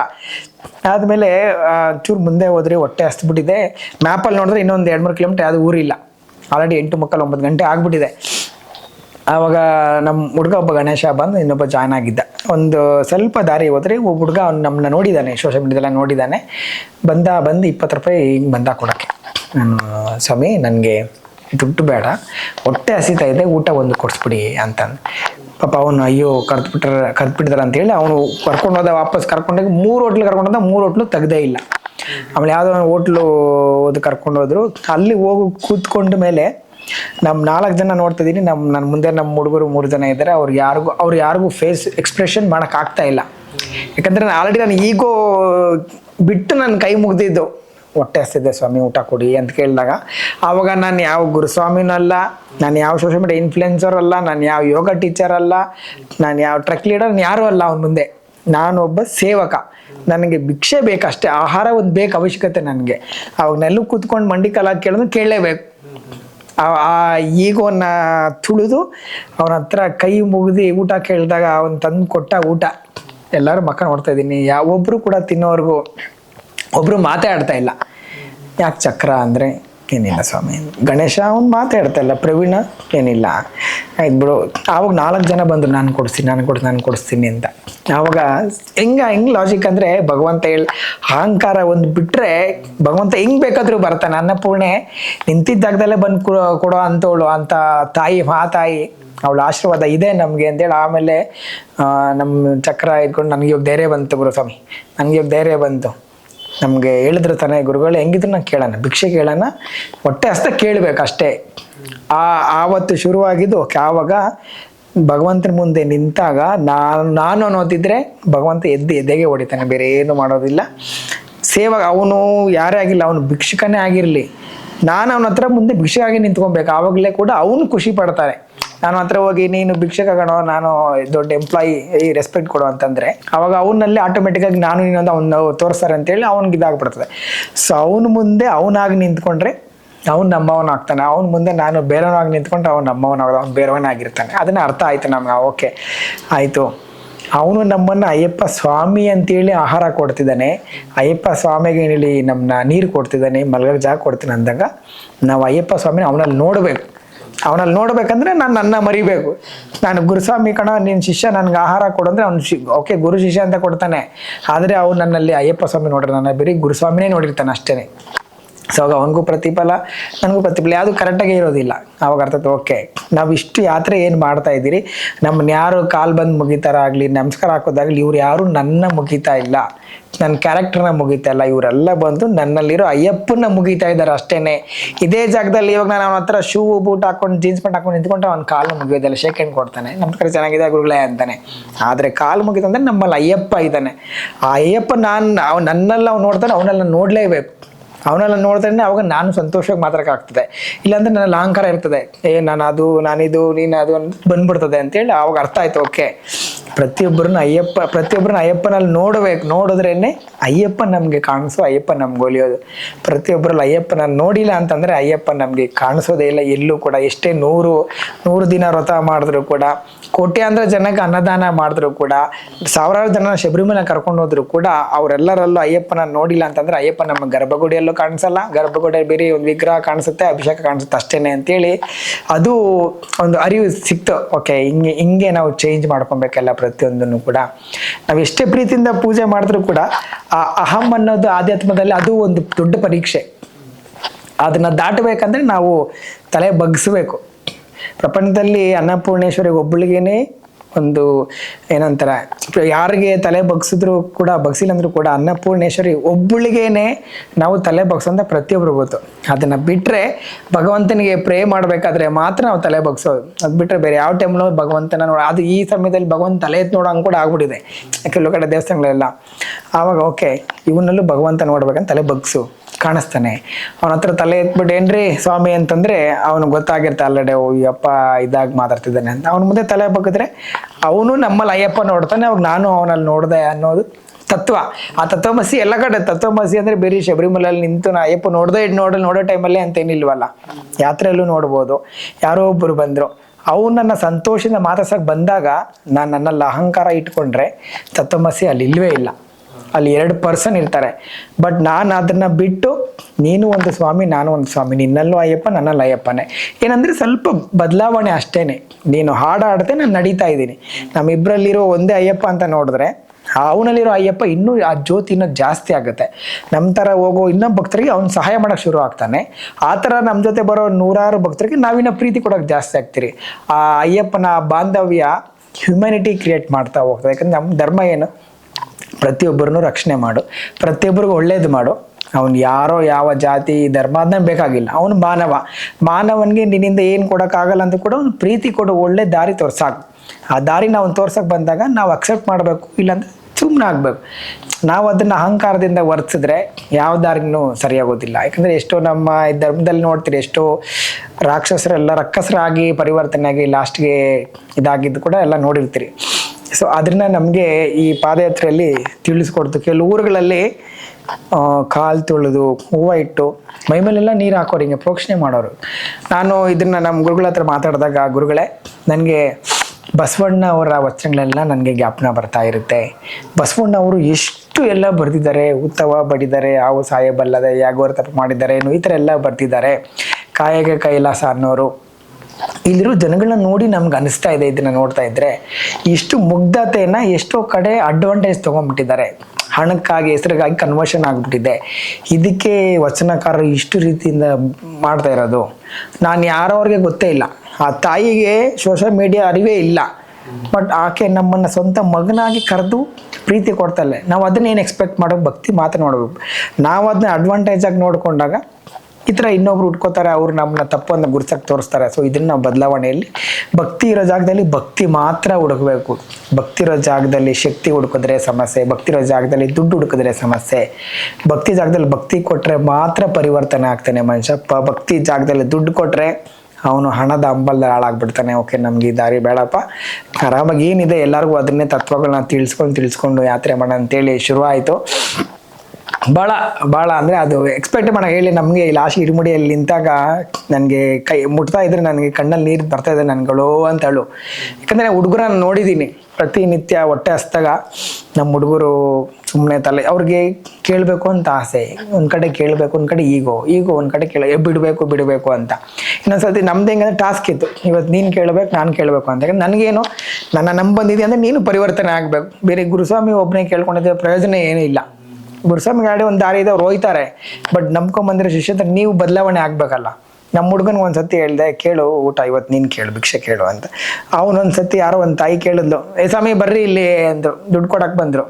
ಬೇಡ ಅನ್ಬಿಟ್ಟ. ಅಣ್ಣ ನೀನು ದುಡ್ಡು ಕೊಡೋಕೆ ಬೇಡ ಅಂತ ಸತ್ಯ, ಓಕೆ ಆಹಾರ ಕೇಳ್ಬೇಕು ತಾನೆ, ತಿನ್ನಕ್ಕೆ ಕೇಳ್ಬೇಕು ತಾನೆ, ಹೊಟ್ಟೆ ಹಸ್ತಾಯಿತ್ತು ಅಂತ ಕೇಳಿಲ್ಲ. ತಿರ್ಗಾ ಇನ್ನೊಬ್ಬರು ರೋಡಲ್ಲಿ ಬಂದರು. ನಾನು ಹೇಳ್ತೀನಿ ಕೇಳು ಅಂತ ಕೇಳೇ ಇಲ್ಲ. ಅವತ್ತು ಮಧ್ಯಾಹ್ನ 11:30ವರೆಗೂ ನಮ್ಗೆ ಊಟ ಇಲ್ಲ, ನಾಷ್ಟ ಇಲ್ಲ.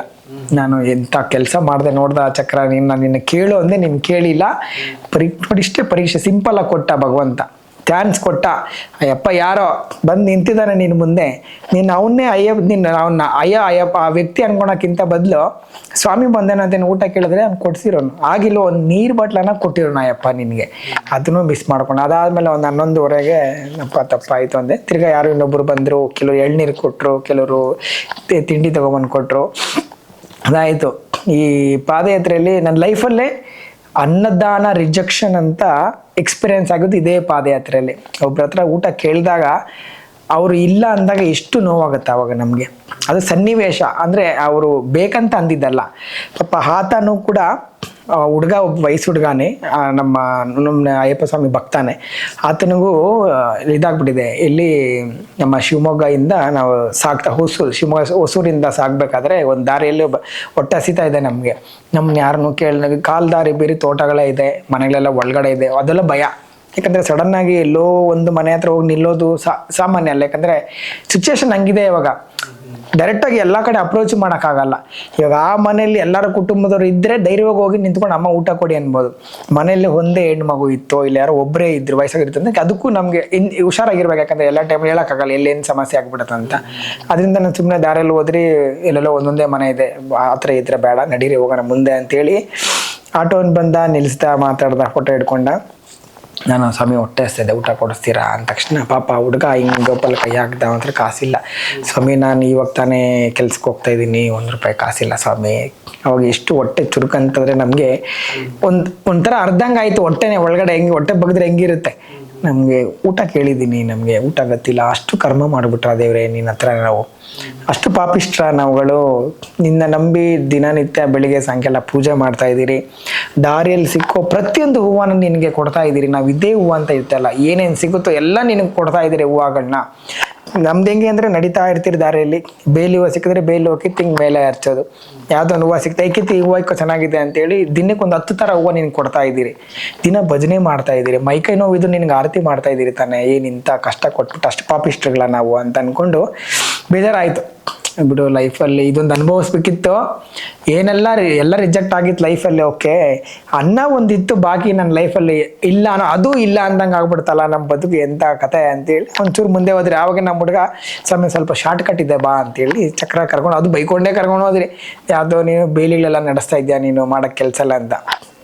ಅದಾಗಿದ್ದ ತಕ್ಷಣ ಸೇಲಂ ಅವರು ಇವರು ಇದಕ್ಕೆ ಕೆಲ್ಸಕ್ಕೆ ಬಂದಿರೋರು, ಬೋರ್ವೆಲ್ ಹಾಕೋ ಕೆಲ್ಸಕ್ಕೆ ಬಂದಿರೋರು, ಬೋರ್ವೆಲ್ ಹಾಕೋರು.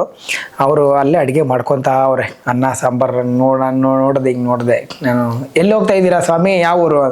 ನಾವು ಬೆಂಗಳೂರವರು, ಹಿಂಗೆ ಆಲ್ ಓವರ್ ಕರ್ನಾಟಕ ಪಾದಯಾತ್ರೆ ಮಾಡ್ತಾ ಇದ್ದೀರಿ ಅಂತಂದಿದ್ದ ತಕ್ಷಣ ಅವರು ಅಲ್ಲಿ ಕೇಳ್ಬೇಕು, ಸ್ವಾಮಿ ನಮಗೆ ಹೊಟ್ಟೆ ಹಸ್ತಿದೆ, ಊಟ ಕೊಡ್ತೀರಾ? ನನ್ನ ಕೈ ಮುಗಿದ ತಕ್ಷಣ ಅವನು ಒಂದು ಸ್ವಲ್ಪ ಯೋಚನೆ ಮಾಡ್ದೆ. ನಮ್ಮ ಹತ್ರ ಪ್ಲೇಟ್ಗಳಿಲ್ಲ, ನಮ್ಮ ಪ್ಲೇಟಲ್ಲೇ ತಿಂತೀರಾ? ಓಕೆನಾ ನಿಮಗೆ ಎಂಜಲು ಇವುಗಳೇ ಅನ್ನದಾನ. ನಾವು ತಲೆ ಬಗ್ಸ್ಬೇಕು. ಅಲ್ಲಿ ಹೋಗ್ಬಿಟ್ಟು ನನಗೆ ನೀನು ಪ್ಲೇಟಲ್ಲಿ ಕೊಟ್ಟಿಲ್ಲ ಅಂದರೆ ನಾನು ಊಟ ತಿನ್ನಲ್ಲ ಅಂದರೆ ನನಗೆ ರಿಜೆಕ್ಷನ್. ಆವಾಗ ತಿರ್ಗಿ ನಾನು ಅಯ್ಯಪ್ಪನ ಹತ್ರ ಕೇಳೋಕ್ಕಾಗೋದಿಲ್ಲ. ಅವಾಗ ದೇವರೇ ಉಗಿದೆ ನಮ್ಮಕ್ಕೆ. ನಾನು ನಿನಗೆ ಅಲ್ಲಿ ಕೊಟ್ಟೆ, ಬಿಸಿ ಬಿಸಿ ಅನ್ನ ತೋರಿಸ್ತಾ ಇದ್ದ.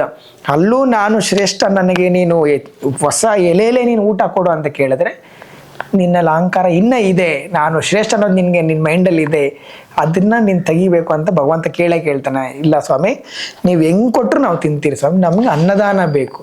ನಾನು ಬೇಕಾದ್ರೆ ನೀವೆಲ್ಲ ತಿನ್ಬಿಟ್ಟು ಮಿಕ್ಕಿದ್ದು ನಮ್ಗೆ ಕೊಡಿ ಸ್ವಾಮಿ ಸಾಕು ಅಂತೇಳಿ ಅಂದಮೇಲೆ ಪಾಪ ಅವ್ರಿಗೆ ಅದೇನು ಮನಸ್ಸಾಯಿತು.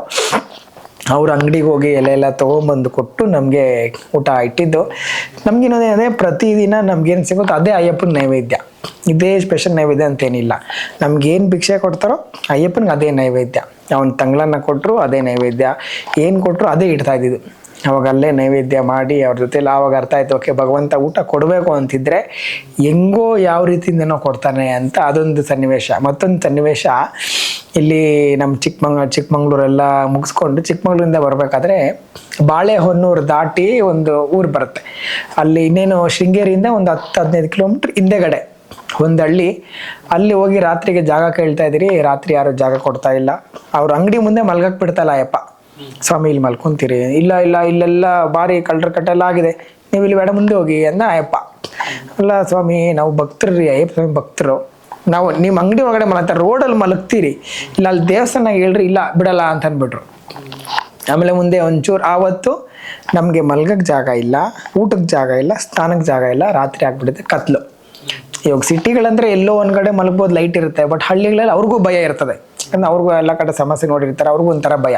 ಸಡನ್ನಾಗಿ ಯಾರೋ ಅವ್ರು ಬಂದು ಅಪ್ರೋಚ್ ಮಾಡಿದ್ರೆ ಯಾರೋ ಇವಾಗ ನಾವುಗಳೇ ಭಯ ಪಡ್ತೀವಿ, ಅವ್ರಿಗೂ ಭಯ. ಒಂದು ಸ್ಕೂಲ್ ಇತ್ತು, ಆ ಸ್ಕೂಲ್ ಹತ್ರ ಯಾರೊಬ್ರು ಬಂದರು, ಸ್ವಾಮಿ ಸ್ಕೂಲಲ್ಲಿ ಮಲಗಿ ಬಂದರು. ಅವ್ರು ಇಲ್ಲ ಅಲ್ಲೆಲ್ಲ ಹೋಗ್ಲಿಕ್ಕಿಲ್ಲ, ಸಮಸ್ಯೆ ಉಂಟೆಲ್ಲ ಬೇಡ ಅಂತ ಅಂದ್ಬಿಟ್ಟು ಅವರು. ಆಯ್ತು ಮಲಗ್ರಿ, ಇವತ್ತು ಹಣೆ ಬರ ಏನು ಬರ್ದಿದ್ದೀರೋ ನಡಿ ಹೋಗ್ಲಿ ಅಂತೇಳಿ ಆವತ್ತು ಚಿಕ್ಕಮಂಗ್ಳೂರಿಂದ ಒಂದು ತಾಯಿ ಒಬ್ಬರು ಮನೆಯಲ್ಲಿ ಪೂಜೆ ಮಾಡಿದ್ದೀವಿ ನಾವು. ಆ ತಾಯಿ ನಮಗೆ, ಸ್ವಾಮಿ ನಾನು ಚಪಾತಿ ಮಾಡಿ ಗೊಜ್ಜು ಕಳಿಸ್ತಾ ಇದ್ದೀನಿ, ನೀವು ಯಾವಾಗನ ತಿನ್ಕೊಳ್ಳಿ ಅಂತೇಳಿ ಆಕೆ ಬೆಳಿಗ್ಗೆ ಕಳಿಸಿರೋದು ನಮಗೆ. ಆ ದಿನ ರಾತ್ರಿ ನಮಗೆ ಮಲ್ಗಕ್ಕೆ ಜಾಗ ಇಲ್ಲ. ಆ ಎಂಟೈರ್ ಕಾಡಲ್ಲಿ ನಮಗೆ ಪ್ರಾಪರ್ ನೆಟ್ವರ್ಕ್ ಸಿಗ್ತಾ ಇಲ್ಲ. ಫುಲ್ಲು ಕಾಡು, ಒಂದು ಟಾರ್ಚ್ ಇಲ್ಲ, ಏನೂ ಇಲ್ಲ. ಈ ನಾರ್ತಲ್ಲಿ ನೋಡಿರ್ತಲ್ಲ, ಧರ್ಮಸ್ಥಳ ಹೋಗೋ ಕಡೆ ಹೆಂಗಿರುತ್ತೆ ಈ ಬಸ್ ಸ್ಟಾಪ್ಗಳು, ಸಿಮೆಂಟ್ದು ಚಿಕ್ಕ ಚಿಕ್ಕ ಮನೆ ಥರ, ಅದರಲ್ಲಿ ಮಲಗಿರೋದು ನಾವು. ಅವರು ಬಾಳೆಹೊನ್ನೂರಿಗೆ ಅವ್ರ ಫ್ರೆಂಡಿಗೆ ಕಳಿಸಿ, ಅವ್ರ ಫ್ರೆಂಡು ಒಬ್ಬರು ನಮ್ಗೆ ನೆಟ್ವರ್ಕ್ ಹುಡ್ಕೊಂಡು ಬಂದು ಈ ದಾರಿಲಿದೆ ಅಂತ ದೂರ ಮುಂದೆ ಹೋಗಿ ಹೇಳಿದ ಮೇಲೆ ಅವ್ರು ಆ ಕತ್ಲಲ್ಲಿ ಬಂದು ನಮಗೆ ಅನ್ನ ಕೊಟ್ಟುಬಿಟ್ಟು ಚಪಾತಿ ಮತ್ತು ಈ ಟೊಮೆಟೊ ಗೊಜ್ಜು ಕೊಟ್ಟಾಗ 8:30 ರಾತ್ರಿ ಮೊಬೈಲ್ ಟಾರ್ಚಲ್ಲಿ ಊಟ ಮಾಡ್ತಾ ಇರೋದು ನಾವು. ನಮಗೆ ಕುಡಿಯೋಕ್ಕೆ ಕರೆಕ್ಟಾಗಿ ನೀರಿಲ್ಲ, ಮಲ್ಗಕ್ಕೆ ಜಾಗ ಇಲ್ಲ, ನೀರಿಲ್ಲ. ಅವಾಗ ನೋಡಿದ್ರ ಇದು ಭಗವಂತನ ಕೃಪಾ ಅಂತಂದರೆ 120 ಕಿಲೋಮೀಟರ್ ಇರೋ ಅಮ್ಮ ಕಳಿಸಿರೋದು ಆ ಆಹಾರ ಇವತ್ತು ರಾತ್ರಿ ನಮ್ಗೆ 8:30 ಬಂದು ಸೇರಿದೆ. ಆದರೆ ಇವತ್ತು ನಮ್ಗೆ ಊಟ ಇಲ್ಲ ಅಂತ ಫಸ್ಟೇ ಭಗವಂತನಿಗೆ ಗೊತ್ತಿತ್ತು.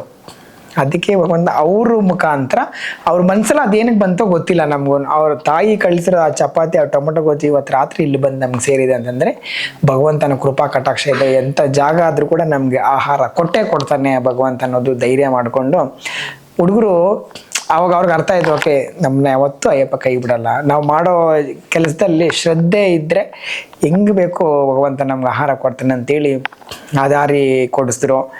ಈ ಆ ಬಾಳೆಹೊನ್ನೂರು ದಾಟಿ ಶೃಂಗೇರಿ ದಾಟಿ ಇನ್ನೇನು ಶಿರ್ಸಿ ಕಡೆ ಸ್ವಲ್ಪ ಬರೋ ಟೈಮಲ್ಲಿ ಒಂದು ದಾಳಂಬ್ರಿ ಇದೆ, ಒಂದು ಆಪಲ್ ಇದೆ, ಅಷ್ಟೇ ನಮ್ಮ ಹತ್ರ. ಒಂದು ಮೂಸಂಬಿ ಇದೆ ಅಷ್ಟೇ. ನಾನು ಹೇಳ್ತದೆ ಯಾವಾಗಲೂ ಎಲ್ಲರಿಗೂ ಸೇಫ್ಟಿಗೆ ಇಟ್ಕೊಳ್ರಿ, 1-2 ಹಣ್ಣು ಇಟ್ಕೊಳ್ರಿ ಬ್ಯಾಗಲ್ಲಿ. ನಮ್ಮ ಹುಡುಗರು ಇಟ್ಕೊಂಡಿಲ್ಲ ಅವತ್ತು, ನಮ್ಗೆ ಗೊತ್ತಿಲ್ಲ ಅವತ್ತು. ಇಲ್ಲ ಇವತ್ತು ಇದೇ ಮಧ್ಯಾಹ್ನ ನಮ್ಗೆ ಆಟ ಅಂಥೇಳಿ ಮಧ್ಯಾಹ್ನ ಯಾರನ್ನೋ ನೋಡ್ತಾ ಇದ್ರಿ, ಯಾರನ್ನ ಸಿಗ್ತಾರೇನೋ, ಯಾರು ಹೆಂಗೆ ಕೈ ಅಡ್ಡ ಹಾಕೋದು ನಿಲ್ಲಿಸ್ತಾ ಇಲ್ಲ ರೋಡಲ್ಲಿ. ಬರೀ 4 ಜನ, ಒಂದು ದಾಳಂಬ್ರಿ, ಒಂದು ಮೂಸಂಬಿ, ಒಂದು ಆಪಲ್, 4 ಜನಕ್ಕೆ 3 ಹಣ್ಣು. ಯಾರಿಗೂ ಹೊಟ್ಟೆ ತುಂಬಲ್ಲ, ಬಟ್ ಯಾರು ಹೇಳಂಗಿಲ್ಲ. ನಂಗೆ ಹೊಟ್ಟೆ ತುಂಬಿಲ್ಲ ಅಂದರೆ ನನಗೆ ಜಾಸ್ತಿ ಕೊಡ್ತಾರೆ, ನಿಮ್ಗೆ ಹೊಟ್ಟೆ ನಿನಗೆ ಜಾಸ್ತಿ ಕೊಡ್ತಾರೆ. ಎಲ್ಲರಿಗೂ ನೋವಿದೆ, ಯಾರೂ ಹೇಳ್ಕೊಳಕ್ಕೆ ಆಗ್ತಾ ಇಲ್ಲ. ಆಯ್ತು ಬಿಡು ಅಂತ ಆವಾಗ ಅರ್ಥ ಆಯ್ತು, ಓಕೆ ನಮ್ಮ ಹುಡುಗರಿಗೆ ನಮ್ಗೆ ದಾರಿ ಗೊತ್ತಾಗಿದೆ, ಇವಾಗ ಅಡ್ಜಸ್ಟ್ ಆಗ್ತಾ ಇದ್ದೀರಿ. ಹಾಗೆ ಬಂದು ಇಡ್ಮುಡಿ ಎಲ್ಲ ಕಟ್ಟಿ ಮುಗಿಸಿದ ಮೇಲೆ ಇಲ್ಲಿ ರಾಯಕೋಟೆ ಹತ್ರ ತುಂಬ ಜನ ಹುಡುಗರೆಲ್ಲ ಸೇರಿದ್ರು ನಮ್ಮವರು. ಅವಾಗ ನನಗೆ ಒಬ್ಬ ಕಮೆಂಟನ್ನು ಹಾಕಿದ್ದ, ಕರ್ನಾಟಕದಲ್ಲಿ ನೀನು ಯಾರಂತ ಗೊತ್ತು, ಬಾ ತಮಿಳ್ನಾಡು ಹೆಜ್ಜಾಡು ನಿನಗಿದೆ ಆಟ, ನಿನಗೆ ಆಮೇಲೆ ಗೊತ್ತಾಗತ್ತೆ ನಿನಗೆ. ಅಷ್ಟರಲ್ಲಿ ಒಬ್ಬರು ಸ್ವಾಮಿಯವರೊಬ್ಬರು, ಅವರು ಹೆಸರು ಹೇಳಕ್ಕೆ ಬಿಡಲ್ಲ, ಹೆಸರು ಹೇಳಂಗಿಲ್ಲ ಅವ್ರದ್ದು.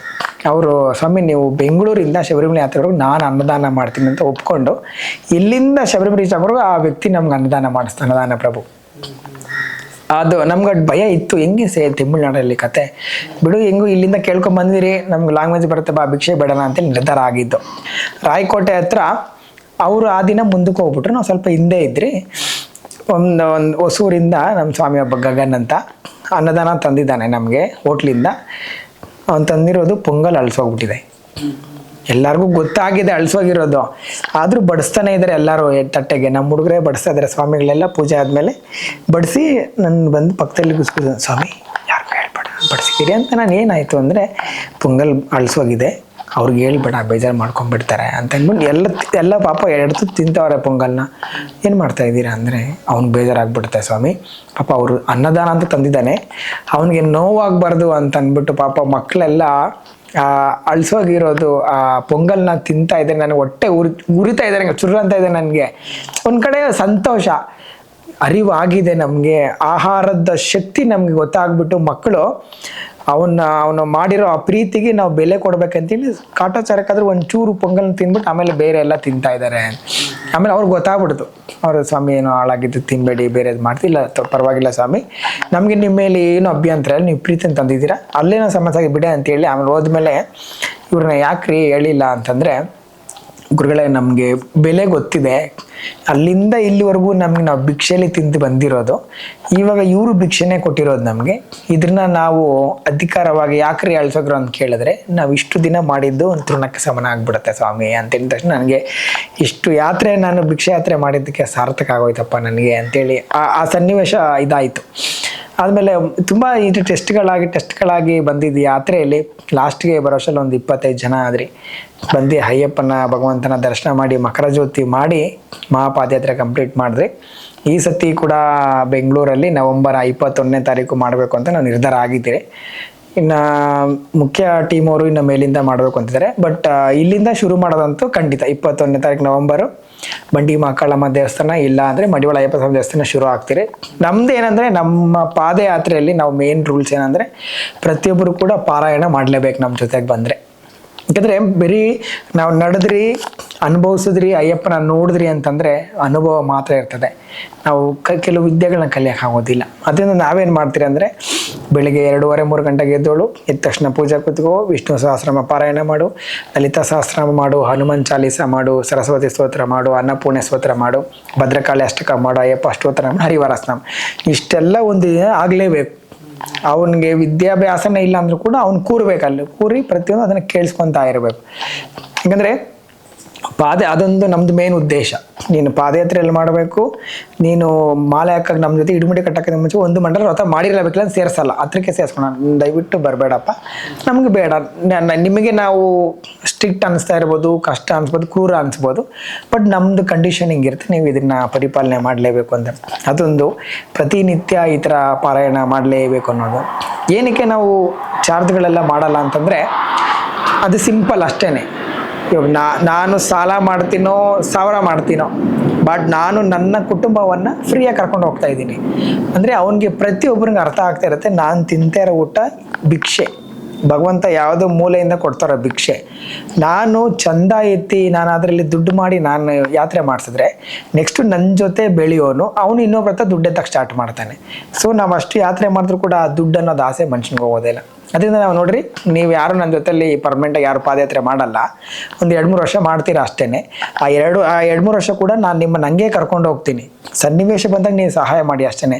ಅದು ಬಿಟ್ಟರೆ ನೀವು ನನಗೆ 10,000 ಕೊಟ್ಟು 20,000 ಕೊಟ್ಟು ನನಗೆ ಅನ್ನ ಅಲ್ಲಿ ಉಪ್ಪಿಲ್ಲ, ಸಾರಲ್ಲಿ ಮಸಾಲ ಇಲ್ಲ ಅಂತೇಳಿ ಕೇಳೋದೆಲ್ಲ ಬೇಡ. ನಮಗೆ ಭಿಕ್ಷೆಯಾಗಿ ಭಗವಂತ ಏನು ಕೊಡ್ತಾನೋ ಅದೇ ಕರ್ಕೊಂಡು ಹೋಗಬೇಕು. ನೀವು ನಾಳೆ ದಿನ ಇನ್ನೊಂದು ಗುಂಪನ್ನ ಕರ್ಕೊಂಡು ಹೋಗ್ತಾ ಇದ್ರೆ ನಿನ್ನಲ್ಲೂ ಕೂಡ ಹಣ ಸಂಪಾದನೆ ಮಾಡೋ ಆಸೆ ಬಿಟ್ಟು ಬರೀ ಭಕ್ತಿ ಮಾತ್ರ ಮಾರ್ಗ ಆಗಿರಬೇಕು ಅನ್ನೋ ಉದ್ದೇಶಕ್ಕೋಸ್ಕರ ನಾವೆಲ್ಲರೂ ಕೂಡ ನೀವು ಯಾರು ಬೇಕಾದ್ರೂ ಬರ್ರಪ್ಪ, ಬಟ್ ನಮ್ಮ ಕಂಡೀಷನ್ಸ್ ನೀನು ಅಪ್ಲೈ ಮಾಡಿಕೊಂಡು ನೀವು ಬರ್ರಿ ಅನ್ನೋ ಉದ್ದೇಶಕ್ಕೋಸ್ಕರ ಹೀಗೆ ಮಾಡ್ಕೊಂಡು ಹೋಗ್ತಾ ಇದ್ದೀರಿ. ನಮ್ಮ ಮೂಲ ಈ ಪಾದಯಾತ್ರೆಗಳ ಉದ್ದೇಶ ಅಷ್ಟೇ.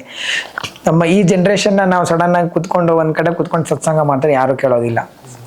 ಅದೇ ಕಾಡಲ್ಲಿ ಮರ ತೋರಿಸಿ, ಮರದಲ್ಲಿ ಭಗವಂತ ಇದ್ದಾನೆ, ಆ ಮರ ತೋರಿಸ್ಬೇಕಾದ್ರೂ ಕೂಡ ಮರ ಅಂತ ಇರ್ತಾನೆ. ಆ ಶೆಕೆಯಲ್ಲಿ ಒಂದು ಜೋರ ಗಾಳಿ ಬಂದರೆ ಅಯ್ಯಪ್ಪ ಇದ್ದಾನೆ ಅಂತಂದರೆ ಉದುಗುಳೆ ಕರೆಕ್ಟ್ ಅಯ್ಯಪ್ಪ. ಆ ಸನ್ನಿವೇಶಗಳು ಅಯ್ಯಪ್ಪ ಅಂತ ಬರ್ತಾನೆ.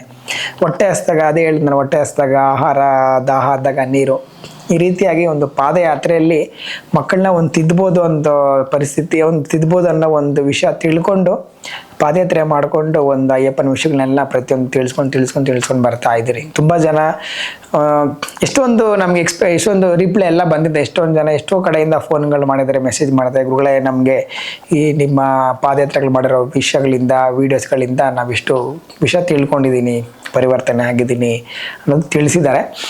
ಮತ್ತೊಂದು ಏನಂದರೆ ಈಗೇನಾಗ್ಬಿಟ್ಟಿದೆ ಅಂದರೆ ಎಲ್ಲ ಕಡೆ ಕಮರ್ಷಿಯಲ್ಲು ಪ್ಯಾಕೇಜ್ ಸಿಸ್ಟಮು. 20,000 ಕೊಡು, ಫುಲ್ ಪೂಜೆ ನಾನೇ, ನಿನಗೆ ಪೂಜೆ ನಾನೇ, ಅಲಂಕಾರ ನಾನೇ, ಎಲ್ಲ ನಾನೇ ಅನ್ನೋದು ಮೈಂಡ್ ಸೆಟ್ಟು. ಸೊ ನಾನು ಪೂಜೆ ಮಾಡ್ತೀನಿ ಅಂದರೆ ನಂದೇನು ಕೆಲಸ ಇಲ್ಲ, ನಾನು ಬೇರೆ ಕೈ ಮುಗಿಯೋದು ಒಂದೇ ಕೆಲಸ, ಅದು ಬಿಟ್ಟರೆ ಬೇರೆ ಎಲ್ಲ ಗುರುಸ್ವಾಮಿ ಬಂದು ಮಾಡ್ಕೊಂಡು ಹೋಗ್ಬಿಟ್ಟಿರ್ತಾರೆ. ಈ ಥರ ಪ್ಯಾಕೇಜ್ ಸಿಸ್ಟಮ್ನ ಫಸ್ಟು ನಾವು ತಡೆಗಟ್ಟಬೇಕು. ಪೂಜೆ ಮಾಡೋನಿಗೆ ಒಂದು ಅವನಿಗೂ ಅರ್ಥ ಆಗಲಿ ಕಷ್ಟ. ಪ್ರತಿಯೊಬ್ಬರು ಹಣ ಇರೋರೇ ಅಲ್ಲ, ಪ್ರತಿಯೊಬ್ಬರು ಪೂಜೆ ಅಂದ ತಕ್ಷಣ ಭಗವಂತ ಬಂದು ದುಡ್ಡು ಕೊಡೋನಲ್ಲ, ಸಾಲ ಮಾಡಿ ದುಡಿದು ಕಷ್ಟಪಟ್ಟು ಪೂಜೆ ಮಾಡ್ತಾ ಇರ್ತಾರೆ. ಅದನ್ನ ಎಷ್ಟೋ ವರ್ಗಗಳು ದುಡ್ಡು ಮಾಡೋದಕ್ಕೆ ನಿಂತು ಬಿಟ್ಟಿದ್ದಾರೆ. ಸೊ ಇದನ್ನೆಲ್ಲ ಅರ್ಥ ಮಾಡಿಸ್ಬೇಕು ಭಗವಂತನಿಗೆ. ಇವಾಗ ನಾವೆಲ್ಲ ಬೇಡ್ರ ಕಣ್ಣಪ್ಪನ ಸ್ಟೋರಿ ನೋಡಿ, ಪಿಕ್ಚರ್ ನೋಡಿ ಇಷ್ಟು ಖುಷಿ ಪಟ್ಟವರು, ತಿರುಪತಿ ವೆಂಕಟರಮಣ ಸ್ವಾಮಿ ಸ್ಟೋರಿ ಕೇಳಿದವರು, ಎಷ್ಟೋ ದೇವತೆಗಳ ಚರಿತ್ರೆಗಳು ನೋಡಿದವರು. ಸೊ ಬೇಡರ ಕಣ್ಣಪ್ಪ ಯಾವುದೇ ಒಂದು ಮಂತ್ರ ಓದಿಲ್ಲ, ಭಗವಂತನಿಗೆ ಪ್ರೀತಿ ಕೊಟ್ಟ ಭಕ್ತಿಯಿಂದ ಒಂದು ಇದಾಗ ಯಾವುದೋ ಒಂದು ಬೇಟೆಯನ್ನಿಟ್ಟ ಅದು ಹೂವಾಗಿ ಭಗವಂತ ಪ್ರಸಾದ ಕನ್ವರ್ಟ್ ಆಗಿದ್ದು ಸ್ಟೋರಿ ನೋಡಿ ಬಂದವರು ನಾವೆಲ್ಲ ಕುಲಗಳಿಗೂ ಎಲ್ಲರಿಗೂ ಕೂಡ ಅಷ್ಟು ನಮಗೆ ವೇದ ಉಪನಿಷತ್ತು ಕಲಿಯೋಕ್ಕೆ ನಮ್ಮ ಶಕ್ತಿ ಇಲ್ಲ ಅಂದರೂ ಕೂಡ ಆತ್ಮ ಒಂದನ್ನು ಶುದ್ಧಿಯಿಂದ ಇಟ್ಟು ಒಂದೇ ಒಂದು ಅಯ್ಯಪ್ಪನಿಗೆ ಹೂವು ಇಟ್ಟರೆ ಕೂಡ ಭಗವಂತ ಅದನ್ನು ಅರ್ಪಿಸ್ಕೋತಾನೆ ಅನ್ನೋದನ್ನ ನಾವು ಕರೆಕ್ಟಾಗಿ ವ್ಯಕ್ತಪಡಿಸ್ಬೇಕು ನಮ್ಮ ಸ್ವಾಮಿಗಳಿಗೆ. ಕೆಲವು ಕಡೆ ಲಕ್ಷ ರೂಪಾಯಿ ಇನ್ವೆಸ್ಟ್ ಮಾಡ್ತಾರೆ ಪೂಜೆಗೆ, ಎಲ್ಲ ಚೆನ್ನಾಗಿರುತ್ತೆ, ಪಾಪ ಅವ್ರಿಗೆ ಲಾಸ್ಟಿಗೆ ಸಮಾಧಾನ ಇರಲ್ಲ, ಸಮಾಧಾನ ಆಗಿಲ್ಲ ಸ್ವಾಮಿ. ಅದು ಯಾಕೆ ಆ ಥರ ಅಷ್ಟು ಆಲೋಚನೆಗಳು ಯಾಕೆ? ಒಂದೇ ಒಂದು ಸಣ್ಣ ಹೂವು ಇಡು, ಭಗವಂತ ಅರ್ಪಿಸ್ಕೋತಾನೆ. ಇವಾಗ ನಾವು ಪಾದಯಾತ್ರೆ ಮಾಡ್ಬೇಕಾದ್ರೆ ಸ್ವಾಮಿ, ನಾವು ಯಾವ ಹೂವು ಕೆರೆಯಲ್ಲಿ ನೋಡಿರ್ತಾರೆ ನೀಲಿ ಕಲರ್ ಹೂವು, ಒಂದಿಷ್ಟು ಉದ್ದ ಬರುತ್ತೆ. ಆ ಹೂವನು ಕೂಡ ಅದನ್ನು ಹೇಳಿದ್ರು, ಅದೆಲ್ಲ ಇಡಂಗಿಲ್ಲ, ಬಚ್ಚಲು ಹೂವು ಅದೇನೋ ಸಾವುಗಲ್ಲ ಇಟ್ಟು ಆ ಥರ ಏನೇನೋ ಹೇಳಿದ್ರು. ಅಪ್ಪ ಅಯ್ಯಪ್ಪ ಅವ್ನು ನಮ್ಮನ್ನ ಕರ್ಕೊಂಬರ್ತಾನೆ, ಅವ್ನಿಗೆ ಹೂವು ಇಡೋದು ನನ್ನ ಕೆಲಸ. ದೇವ್ರಿಗೆ ಗೊತ್ತಾ ಅದು ಇಂಪ್ಯೂರ ಅಂತ ಇಡು ದೇವ್ರಿಗೆ ಹೂವು ಅಷ್ಟೇ. ಒಂದು 1000ಕ್ಕಿಂತ ಹೆಚ್ಚು ಥರ ಹೂವು ಇಟ್ಟಿದ್ದೀರ ಅಯ್ಯಪ್ಪನಿಗೆ. ಅವ್ನು ಸ್ವೀಕಾರ ಮಾಡ್ರ ಅಂದರೆ ಎತ್ತು ಬಿಸಾಕಿರೋಣ ಅಯ್ಯಪ್ಪ, ಬಿಸಾಕ ನನಗೆ ಬೇಡ ಅಂತ. ಭಗವಂತನ ಸ್ವೀಕಾರ ಮಾಡ್ಕೊಬೇಕಾದ್ರೆ ಈ ವಿಜೃಂಭಣೆಯಿಂದ ಯಾಕೆ ಮಾಡೋದು? ಈ ಕೆಲವು ಕಡೆ ಅನ್ನದಾನ ಅನ್ನೋ ಕಾನ್ಸೆಪ್ಟ್ ಹೆಂಗ್ ಕ್ರಿಯೇಟ್ ಆಗಿದೆ ಅಂತಂದ್ರೆ, ಇವಾಗ ಅನ್ನದಾನ ಅಂದ್ರೆ ಕ್ಯೂ ಕಾಣಿಸ್ರೆ ಅನ್ನದಾನ, ಒಬ್ಬರಿಗೆ ಕೊಟ್ರೆ ಅನ್ನದಾನ ಅನ್ನೋ ಮೈಂಡ್ ಸೆಟ್ ಚೇಂಜ್ ಆಗ್ಬಿಟ್ಟಿದೆ. ಒಬ್ಬನು ಕೊಟ್ರೆ ಇದು ಅನ್ನದಾನ ಅಲ್ಲ ಗುರು, ಸುಮ್ಮನೆ ಕೊಟ್ಟಿದ್ದೆ ಅನ್ನೋ ಥರ ಮೈಂಡ್ ಸೆಟ್ ಕ್ರಿಯೇಟ್ ಆಗ್ಬಿಟ್ಟಿದೆ. ನೀನು ಒಬ್ಬನು ಕೊಟ್ಟರು ಅನ್ನದಾನನೇ, 1 ಕೋಟಿ ಜನಕ್ಕೆ ಕೊಟ್ಟರು ಅನ್ನದಾನ ಅಂತ ಮೈಂಡ್ ಸೆಟ್ ಕ್ರಿಯೇಟ್ ಮಾಡೋ ಕರೆಕ್ಟಾಗಿ. ನಮ್ಮ ಎಷ್ಟೋ ಭಕ್ತರಿಗೆ ಕೆಲವರು ಪಾಪ 100 ಜನಕ್ಕೆ ಮಾಡು, 500 ಜನಕ್ಕೆ, ನಿನ್ಗೆ ಎಷ್ಟು ಚೆನ್ನಾಗಿ ಬರ್ತವೆ ಮಾಡು, ಯಾರಿಗೂ ಮಾಡೋಕ್ಕಾಗಿಲ್ಲ, ನಿನ್ನ ಜೊತೆ ಇರೋ ಒಂದೇ ಒಂದು ಸ್ವಾಮಿ ಕೊಡು ಸಾಕು, ಭಗವಂತ ಖುಷಿ ಪಡ್ತಾನೆ. ಆ ಅನ್ನದಾನನ ಇಷ್ಟಕ್ಕೆ ಮಾಡು ಸಾಕು, ನೀನು ಅಷ್ಟಕ್ಕೆಲ್ಲ ಏನು ಮಾಡೋದು ಬೇಡ ಅಂತ. ಸೊ ಈ ಥರ ವಿಷಯಗಳೆಲ್ಲ ಸ್ವಲ್ಪ ಚೇಂಜ್ ಮಾಡಿಸ್ಬೇಕು. ಈ ಯಾತ್ರೆಗಳಲ್ಲಿ ದುಡ್ಡು ಇದು ಮಾಡೋನಿಗೆ ಚೇಂಜ್ ಮಾಡಿಸ್ಬೇಕು. ಈ ಸ್ವಾಮಿಗಳೆಲ್ಲ ಪರಿಸ್ಥಿತಿ ಹೇಳ್ತಾರೆ, ಸಿಚುವೇಶನ್ ಎಲ್ಲ ಹೇಳಿ, ಸ್ವಾಮಿ ನನ್ನ ಮನೆಯಲ್ಲಿ ಹೆಣ್ಮಕ್ಳಿದ್ದಾರೆ, ನನ್ನ ಕೈಯಲ್ಲಿ ಮಾಲೆ ಹಾಕೋಕ್ಕಾಗಲ್ಲ, ನೀನು ಹೆಣ್ಮಕ್ಳಿಗೆ ಅರ್ಥ ಮಾಡಿಸಿದ್ರೆ ನೀನು ಮಾಲೆ ಹಾಕ್ಬೋದು 1 ಮಂಡಲ ಕಾಲ. ಇವಾಗ ನೀನು ಸನ್ಯಾಸ ಆಗ್ತಾ ಇಲ್ಲ, ಗೃಹಸ್ಥನಾಗಿದ್ಯಾ. ನನ್ನ ಮನೆಯಲ್ಲಿ ಹೆಂಡತಿ ಮಕ್ಳ ಹತ್ರ ಕುತ್ಕೊಂಡು ನಾನು ಈ ವ್ರತ ಮಾಡ್ತಾ ಇದ್ದೀನಿ, ಇದು ಮಾಡ್ತಾ ಇರೋದು ನನಗೆ, ನಮ್ಮ ಕುಟುಂಬಕ್ಕೆ, ನಿಮ್ಮೆಲ್ಲರಿಗೂ ಒಳ್ಳೇದಕ್ಕೋಸ್ಕರ ಅಂತ ನೀನು ಅರ್ಥ ಮಾಡ್ತಾರೆ, ಕುಟುಂಬದ ಸಪೋರ್ಟ್ ಮಾಡೇ ಮಾಡ್ತಾರೆ. ಒಂದು ಮನೆಯ ಒಳ್ಳೇದಕ್ಕೆ, ಒಂದು ಮನೆಯಿಂದ ಒಂದು ಎಲ್ಲ ಪರಿಹಾರಕ್ಕೋಸ್ಕರ ನಾನು ಒಂದು ವ್ರತ ಮಾಡ್ತೀನಿ ಅಂದರೆ ಯಾವ ಪ್ರಪಂಚದಲ್ಲಿ ಯಾವ ತಾಯಿ ಯಾವ ಹೆಣ್ಣು ಇಲ್ಲ ಅಂತವ್ರು ಯಾರು ಪ್ರಪಂಚದಲ್ಲೇ ಇಲ್ವೇ ಇಲ್ಲ. ಎಲ್ಲರಿಗೂ ಸನ್ನಿವೇಶ ಅರ್ಥ ಆಗುತ್ತೆ. ನನ್ನ ಮನೇಲಿ ಕಷ್ಟ ಇದೆ, ಒಂದು ಮಂಡಲ ವ್ರತ ಮಾಡ್ತೀನಿ ಸಹಾಯ ಮಾಡಿ ಅಂತಂದರೆ ಸಪೋರ್ಟ್ ಮಾಡೇ ಮಾಡ್ತಾರೆ. ಆದರೆ ಅದನ್ನು ಬಿಟ್ಟು ಪರಿಸ್ಥಿತಿ ಹೇಳ್ಕೊಂಡು ನಾವು ಮಂಡಲೋತ್ತ ಕಟ್ ಮಾಡೋದಾಗಲಿ, ನನ್ನ ಕಂಪ್ನಿಯಲ್ಲಿ ನನಗೆ ಶೂ ಹಾಕಕ್ಕೆ ಬಿಡಲ್ಲ, ಆಯ್ತು ನಿನ್ನ ಕಂಪ್ನಿಲಿ ಶೂ ಹಾಕಕ್ಕೆ ಬಿಡೋದಿಲ್ಲ, ಅದು ಬಿಟ್ಟರೆ ಹೊರಗಡೆ ನೀನು ವ್ರತ ಮಾಡ್ಬೋದು. ನೀನು ಹೊರಗಡೆ ಎಲ್ಲ 41 ಸಾವಿರ ವ್ರತ ಮಾಡು, ನೀನು ಕೆಲಸ ಮಾಡೋದಕ್ಕೆ ಭಗವಂತ ನಿನಗೆ 1.5 ತಿಂಗಳು ರಜಾ ಹಾಕಿ ಮಾಡು ಅಂತ ಯಾರಿಗೂ ಭಗವಂತ ಹೇಳ್ತಾನೆ ಇಲ್ಲ. ನೀನು ಇರೋ ಜಾಗದಲ್ಲಿ ನೀನು ವ್ರತ ಮಾಡು. ಇವಾಗ ಮಾಲೆ ಹಾಕಿಲ್ಲ ನಾವೆಲ್ಲ, ಬಟ್ ಎಲ್ಲೋ ಹೊರಗಡೆ ಹೋಗ್ತಾ ಇರ್ತೀರಿ, ದಾರಿಯಲ್ಲಿ ಅಯ್ಯಪ್ಪ ಅಂತ ನೆನ್ಸ್ಕೊಂತೀರಿ. ಅವಾಗ ಅಯ್ಯಪ್ಪ ನಮ್ಮನ್ನು ನೆನ್ಸ್ಕೊಂಬೇಡ ಅಂತ ಯಾವತ್ತೋ ಯಾರಿಗಾನ ಒಬ್ಬ ಕನ್ಸಲ್ ಬಂದು ಹೇಳ್ತಾನ, ನೀನು ಮಾಲೆ ಹಾಕಿಲ್ಲ, ನೀನು ನಾನ್ ವೆಜಿಟೇರಿಯನ್ ತಿನ್ನೋನು, ನೀನು ಹೋಗೋ ದಾರಿ ಸರಿ ಇಲ್ಲ. ಆ ಥರ ವಿಷಯಗಳನ್ನ ತಿಳಿಸಿ ಪ್ರತಿಯೊಬ್ಬರು ಕೂಡ ಒಂದು ಮಂಡಲ ವ್ರತವನ್ನು ಫಾಲೋ ಮಾಡಿ ಅಯ್ಯಪ್ಪನ ಒಂದು ಆ ಕೃಪಾ ಕಟಾಕ್ಷ ಪಡಿಬೇಕು ಅನ್ನೋದೇ ನಮ್ಮ ಉದ್ದೇಶ. ಸಿಂಪಲ್ ಇವಾಗ ನಾನು ಶಬರಿಮಲೆಗೆ ಹೋಗೋದಕ್ಕೆ ನನಗೆ ಚಾನ್ಸ್ ಇದೆ, ಇಲ್ಲ ನಿಮಗೂ ಇದೆ, ನಾವು ಹೋಗ್ಬಿಡ್ತೀರಿ ನಾಳೆನೇ, ಇವತ್ತು ಸಾಯಂಕಾಲ ಮಾಲೆ ಹಾಕ್ಕೊಂಡು ನಾಳೆ ಇಡ್ಮಿಡಿ ಕಟ್ಕೊಂಡು ಹೋಗ್ಬಿಡ್ತೀರಿ, ಸೇಫ್ಟಿಯಾಗಿ ಹೋಗಿ ಸೇಫ್ಟಿಯಾಗಿ ಬರ್ತೀರಿ. ಆದರೆ ಅಯ್ಯಪ್ಪ ಸ್ವಾಮಿ ನಮಗೆ ಫಲ ಕೊಟ್ಟನ ಅನ್ನೋದು ಇಂಪಾರ್ಟೆಂಟ್ ಆಗಿರ್ತದೆ. ಅಯ್ಯಪ್ಪ ಸ್ವಾಮಿ ಇವಾಗ ತೆಂಗಿನ ಗಿಡ ಹಾಕಿದ ತಕ್ಷಣ ಕೊಡು ತೆಂಗಿನಕಾಯಿ ಅಂದರೆ ಅದು ಕೊಡೋದಿಲ್ಲ, ಮಣ್ಣು ಕೊಡುತ್ತೆ ಅಷ್ಟೇ. ಸೊ ಒಂದು ಕಲ್ಪವೃಕ್ಷನೇ ಇದರಲ್ಲಿ ಪ್ರಕೃತಿಯಲ್ಲಿ ಬೆಳೆಯೋ ಒಂದು ಮರನೇ ಹಾಕಿದ ತಕ್ಷಣ ಒಂದು ಹಣ್ಣು ಕೊಡಲ್ಲ. ಇಲ್ಲ ನಾನು ಮಾಲೆ ಹಾಕ್ತಾ ಇದ್ದೀನಿ, ಸಡನ್ನಾಗಿ ನಾಳೆ ಹೋಗ್ತೀನಿ, ನಿನಗೇನ್ರಿ ಸ್ವಾಮಿ, ನನಗೆ ಕಾರ್ ಇದೆ, ಗಾಡಿ ಇದೆ, ಇವತ್ತು ಮಾಲೆ ಹಾಕಿ ನಾಳೆ ಹೋಗ್ತೀನಿ ಅಂತ ಹೇಳ್ಬೋದು. ಸೌತೆಕಾಯಿಗೆ ಸಕ್ಕರೆ ಹಾಕ್ಬಿಟ್ಟು ನಾನು ಇದನ್ನು ಆಪಲ್ ಫ್ರೂಟ್ ಅಂತ ಹೇಳೋಕ್ಕಾಗೋದಿಲ್ಲ. ಇಲ್ಲ ಯಾವುದೋ ಒಂದು ಹಣ್ಣು ದ್ರಾಕ್ಷಿನ ತೊಗೊಂಬಂದ್ಬಿಟ್ಟು ನಾನು ಬೆಳ್ಳುಳ್ಳಿನ ದ್ರಾಕ್ಷಿಯಲ್ಲಿ ಇಟ್ಬಿಟ್ಟು ಬೆಳ್ಳುಳ್ಳಿನ ದ್ರಾಕ್ಷಿ ಆಗುತ್ತೆ ಅಂದರೆ 2 ದ್ರಾಕ್ಷಿ ಅಂತ ಹೇಳೋಕ್ಕಾಗೋದಿಲ್ಲ. ಸೊ ಒಂದು ಮಂಡಲ ವ್ರತಲ್ಲೂ ಕೂಡ ಅಷ್ಟೇ.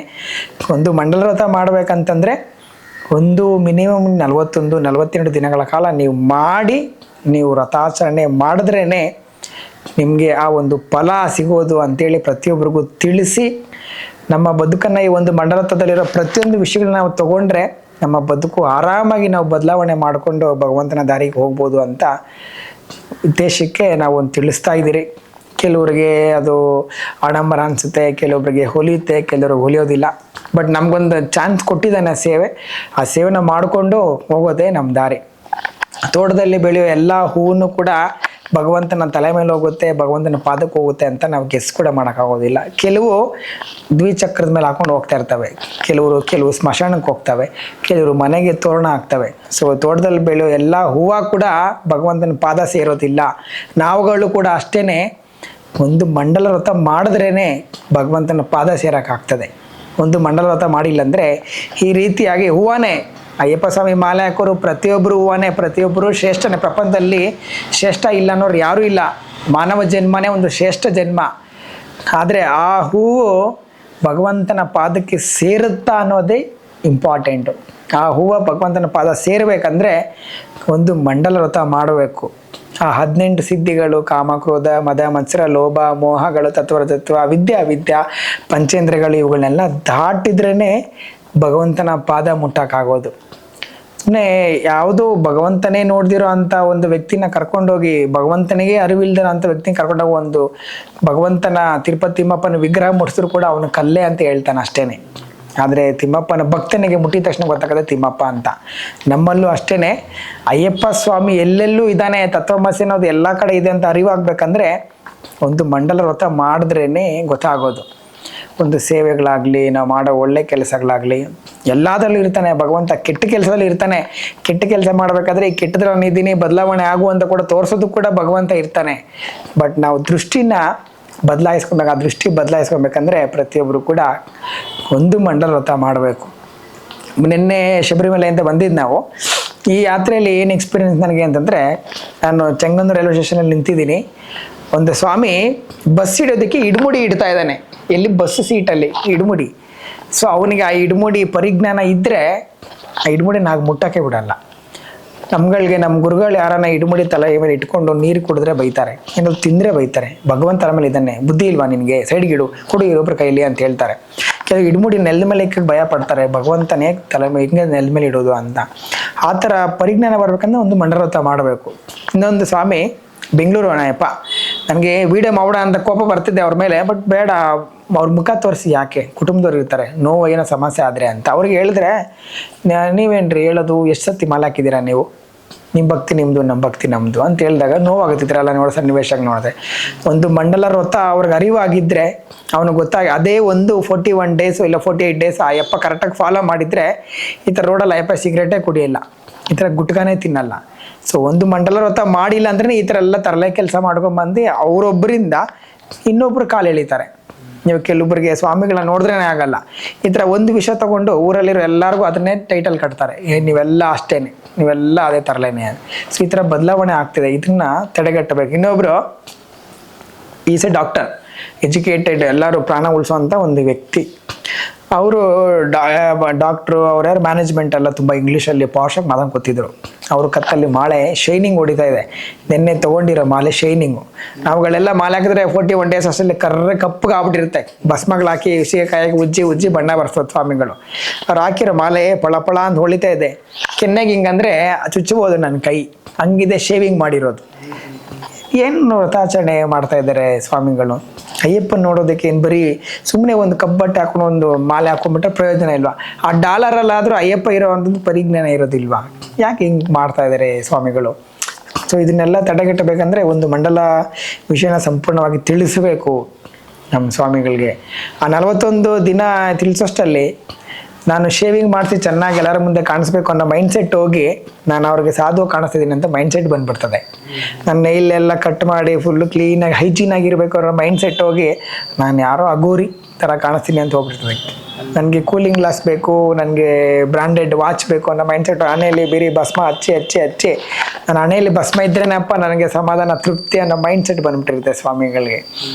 ಶಬರಿಮಲೆಗೆ ಹೋಗ್ತಾರೆ, ಶಬರಿಮಲೆಯಲ್ಲಿ ಭಸ್ಮ ಶ್ರೇಷ್ಠ ಅಂತ ಗೊತ್ತಾಗ್ತದೆ, ತುಪ್ಪನೂ ಶ್ರೇಷ್ಠ ಅಂತ ಗೊತ್ತಾಗ್ತದೆ. ಆದರೆ ಆ ಭಗವಂತನಿಗೆ ಹಾಕೋ ಆ ತುಪ್ಪಾಭಿಷೇಕ ಅದು ಎಷ್ಟು ಅಂತ ದಾಟಿ ಬರ್ತದೆ. ಒಂದು ಆಕಳು ಎಲ್ಲೋ ಒಂದು ಕಡೆ ದಾರಿಲಿ ಮೇಯಬೇಕು, ಯಾರೋ ಒಂದು ತಂದೆ ಹಾಕ್ತಾರೆ, ಅದು ಆಕಳು ಬೆಳೆಸಿ ಆಕಳು ತಿನ್ನಲ್ಲ. ಆಕಳವರ ತಂದೆ ಆಗಿರೋ ಓನರ್ ಆಗಿರೋ ತಂದೆ ಮೇಯ್ತಾರೆ, ಆ ಮೇವು ತಿಂತದೆ.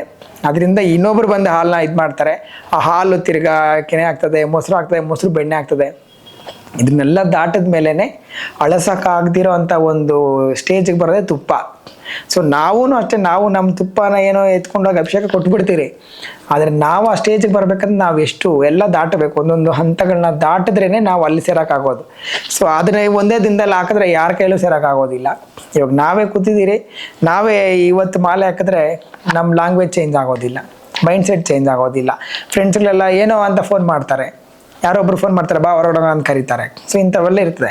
ಸೊ 41 ಡೇಸ್ 48 ಡೇಸ್ ನೀವು ಒಂದು ಮಂಡಲ ವ್ರತ ಕಡ್ಡಾಯವಾಗಿ ಮಾಡಿದ್ರೆ ಇದೆಲ್ಲ ತಡೆಗಟ್ಟಿ ನಮ್ಮ ಆಸೆಗಳು, ಆಕಾಂಕ್ಷೆಗಳು, ಕಾಮಗಳು, ಕ್ರೋಧಗಳು, ಲೋಭ ಮೋಹ ಎಲ್ಲ ಹಂತವಾಗಿ ಪರಿವರ್ತನೆಯಾಗಿ ಹಾಲಾಗಿ ಹಾಲಿನ ಕೆನೆಯಾಗಿ ಮೊಸರಾಗಿ ಬೆಣ್ಣೆಯಾಗಿ ಲಾಸ್ಟ್ಗೆ ತುಪ್ಪ ಸ್ಟೇಜ್ ಹೋದಾಗ ಭಗವಂತನನ್ನು ಮುಟ್ಟುವಂಥ ಶಕ್ತಿ ಪಡೆಯೋಕ್ಕಾಗ್ತದೆ. ಆ ತುಪ್ಪ ಸ್ವೀಕಾರ ಭಗವಂತ ಮಾಡಬೇಕಂದ್ರೆ ಅವನೆಂಥ ಪುಣ್ಯವಂತ. ಆ ಪುಣ್ಯವಂತನ ಮುಟ್ಟೋದಕ್ಕೆ ನಮ್ಗೆ ಅರ್ಹತೆ ಪಡಿಬೇಕಂದ್ರೆ ಒಂದು ಮಂಡಲ ವ್ರತ ಮಾಡಿರಲೇಬೇಕು, ಇಲ್ಲಾಂದರೆ ಏನೂ ಪ್ರಯೋಜನ ಇಲ್ಲ. ಸೊ ತೆಂಗಿನ ಮರದಲ್ಲಿ ಬೇರೆ ತೆಂಗಿನ ಮರ ಕಲ್ಪವೃಕ್ಷ ತೊಗೊತಾ ಇದ್ದೀರಿ, ತುಪ್ಪದ ಕಾಯಿ ತೆಂಗಿನಕಾಯಿ ಬರ್ತದೆ, ಹಂಗೆ ಅಂದ್ಬಿಟ್ಟು ತೆಂಗಿನಕಾಯಿಲಿರೋ ಚಿಕ್ಕ ಬುಡ್ಡೆನ ತೊಗೊಂಡು ಹೋದರೆ ಅದು ಪ್ರಯೋಜನ ಇಲ್ಲ, ಕೆಟ್ಟೇ ಹೋಗಿರುತ್ತೆ ತುಪ್ಪದ ಕಾಯಿ. ಸೊ ಅದರಿಂದ ಯಾರು ನೋಡ್ತಾ ಇದ್ದೀರಾ, ದಯವಿಟ್ಟು ಒಂದು ಮಂಡಲ ವ್ರತ ಮಾಡದೆ ನೀವು ಶಬರಿಮಲೆಗೆ ಇಡುಮುಡಿ ಕಟ್ಟಲೇಬೇಡಿ. ಸಿಕ್ಕಿರೋದೊಂದು ಪುಣ್ಯ. ಎಷ್ಟೋ ಮುಕ್ಕೋಟಿ ಜನಗಳಿದ್ದಾರೆ ಈ ಭೂಮಿ ಮೇಲೆ, ಒಂದು 0.1% ಅಯ್ಯಪ್ಪ ಸ್ವಾಮಿನ ಮುಗಿತಾ ಇರೋದು. ಆ 1%ಅಲ್ಲಿ ನಿಮ್ಮೂರಲ್ಲೇ ಒಂದು 50-60 ಸಾವಿರ ಜನ ಇರ್ಬೋದು. 50-60 ಜನದಲ್ಲಿ ಒಂದು 100 ಜನ 200 ಜನ ಹೋಗ್ತಾ ಇರ್ತೀರ. ಆ 100-200 ಜನದಲ್ಲಿ ಸಾವಿರಾರು ಕಷ್ಟಗಳು, ಸಾವಿರಾರು ಆಲೋಚನೆಗಳು, ಸಾವಿರಾರು ಸಮಸ್ಯೆಗಳು ಅದೆಲ್ಲ ಇದ್ದರೂ ಕೂಡ ನೀನು 1000 ಜನಕ್ಕೆ ಮೋಸ ಮಾಡಿರೋ, ಕಳ್ಳ ಆಗಿರೋ, ಕ್ರೂರಿ ಆಗಿರೋ, ಏನೇ ಮಾಡ್ತಾ ಇರೋ, ಆದರೂ ನಿನಗೊಂದು ಚಾನ್ಸ್ ಕೊಟ್ಟು ಭಗವಂತ ನಿನ್ನ ಕರ್ಸ್ಕೊತಾ ಇದ್ದಾನಂತಂದರೆ ನೀನು ಪರಿವರ್ತನೆ ಆಗಬೇಕು ಹೊರತು ಪರಿವರ್ತನೆ ದಾರಿಯನ್ನು ಬಿಟ್ಟು ಪರರಿಗಾಗಿ ನೀನು ಪರಮಾತ್ಮನ ನೋಡೋಕೆ ಹೋದರೆ ಭಾರಿ ಕಷ್ಟ ಆಗಿಬಿಡುತ್ತೆ. ಫಸ್ಟು ಪರರಿಗಾಗಿ ಪರಮಾತ್ಮ ನೋಡೋಕ್ಕಿಂತ ಮುಂಚೆ ನಿನ್ನಲ್ಲಿ ಪರಮಾತ್ಮ ನೋಡಿ ಆಮೇಲೆ ಪರಮಾತ್ಮ ಮುಂದೆ ಪರರಿಗಾಗಿ ನೀನು ಕೈ ಮುಗಿ. ನಿಜವಾಗ್ಲೂ ಅಯ್ಯಪ್ಪ ನಿಮಗೆ ಬಂದೇ ಬರ್ತಾನೆ, ನಿಮಗೋಸ್ಕರ ಕೃಪಾ ಕಲಾಸದಲ್ಲಿ ಇದ್ದೇ ಇರ್ತಾನೆ. ತತ್ವಮಸಿ ಅನ್ನೋ ಆ ಋಣಾನುಬಂಧ ಎಂದಿಗೂ ನಿಮ್ಮಲ್ಲಿ ಇರ್ತದೆ. ಸ್ವಾಮಿ ಶರಣಂ, ಸ್ವಾಮಿಯೇ ಶರಣಮಯ್ಯಪ್ಪ. ಸ್ವಾಮಿಯೇ ಶರಣ.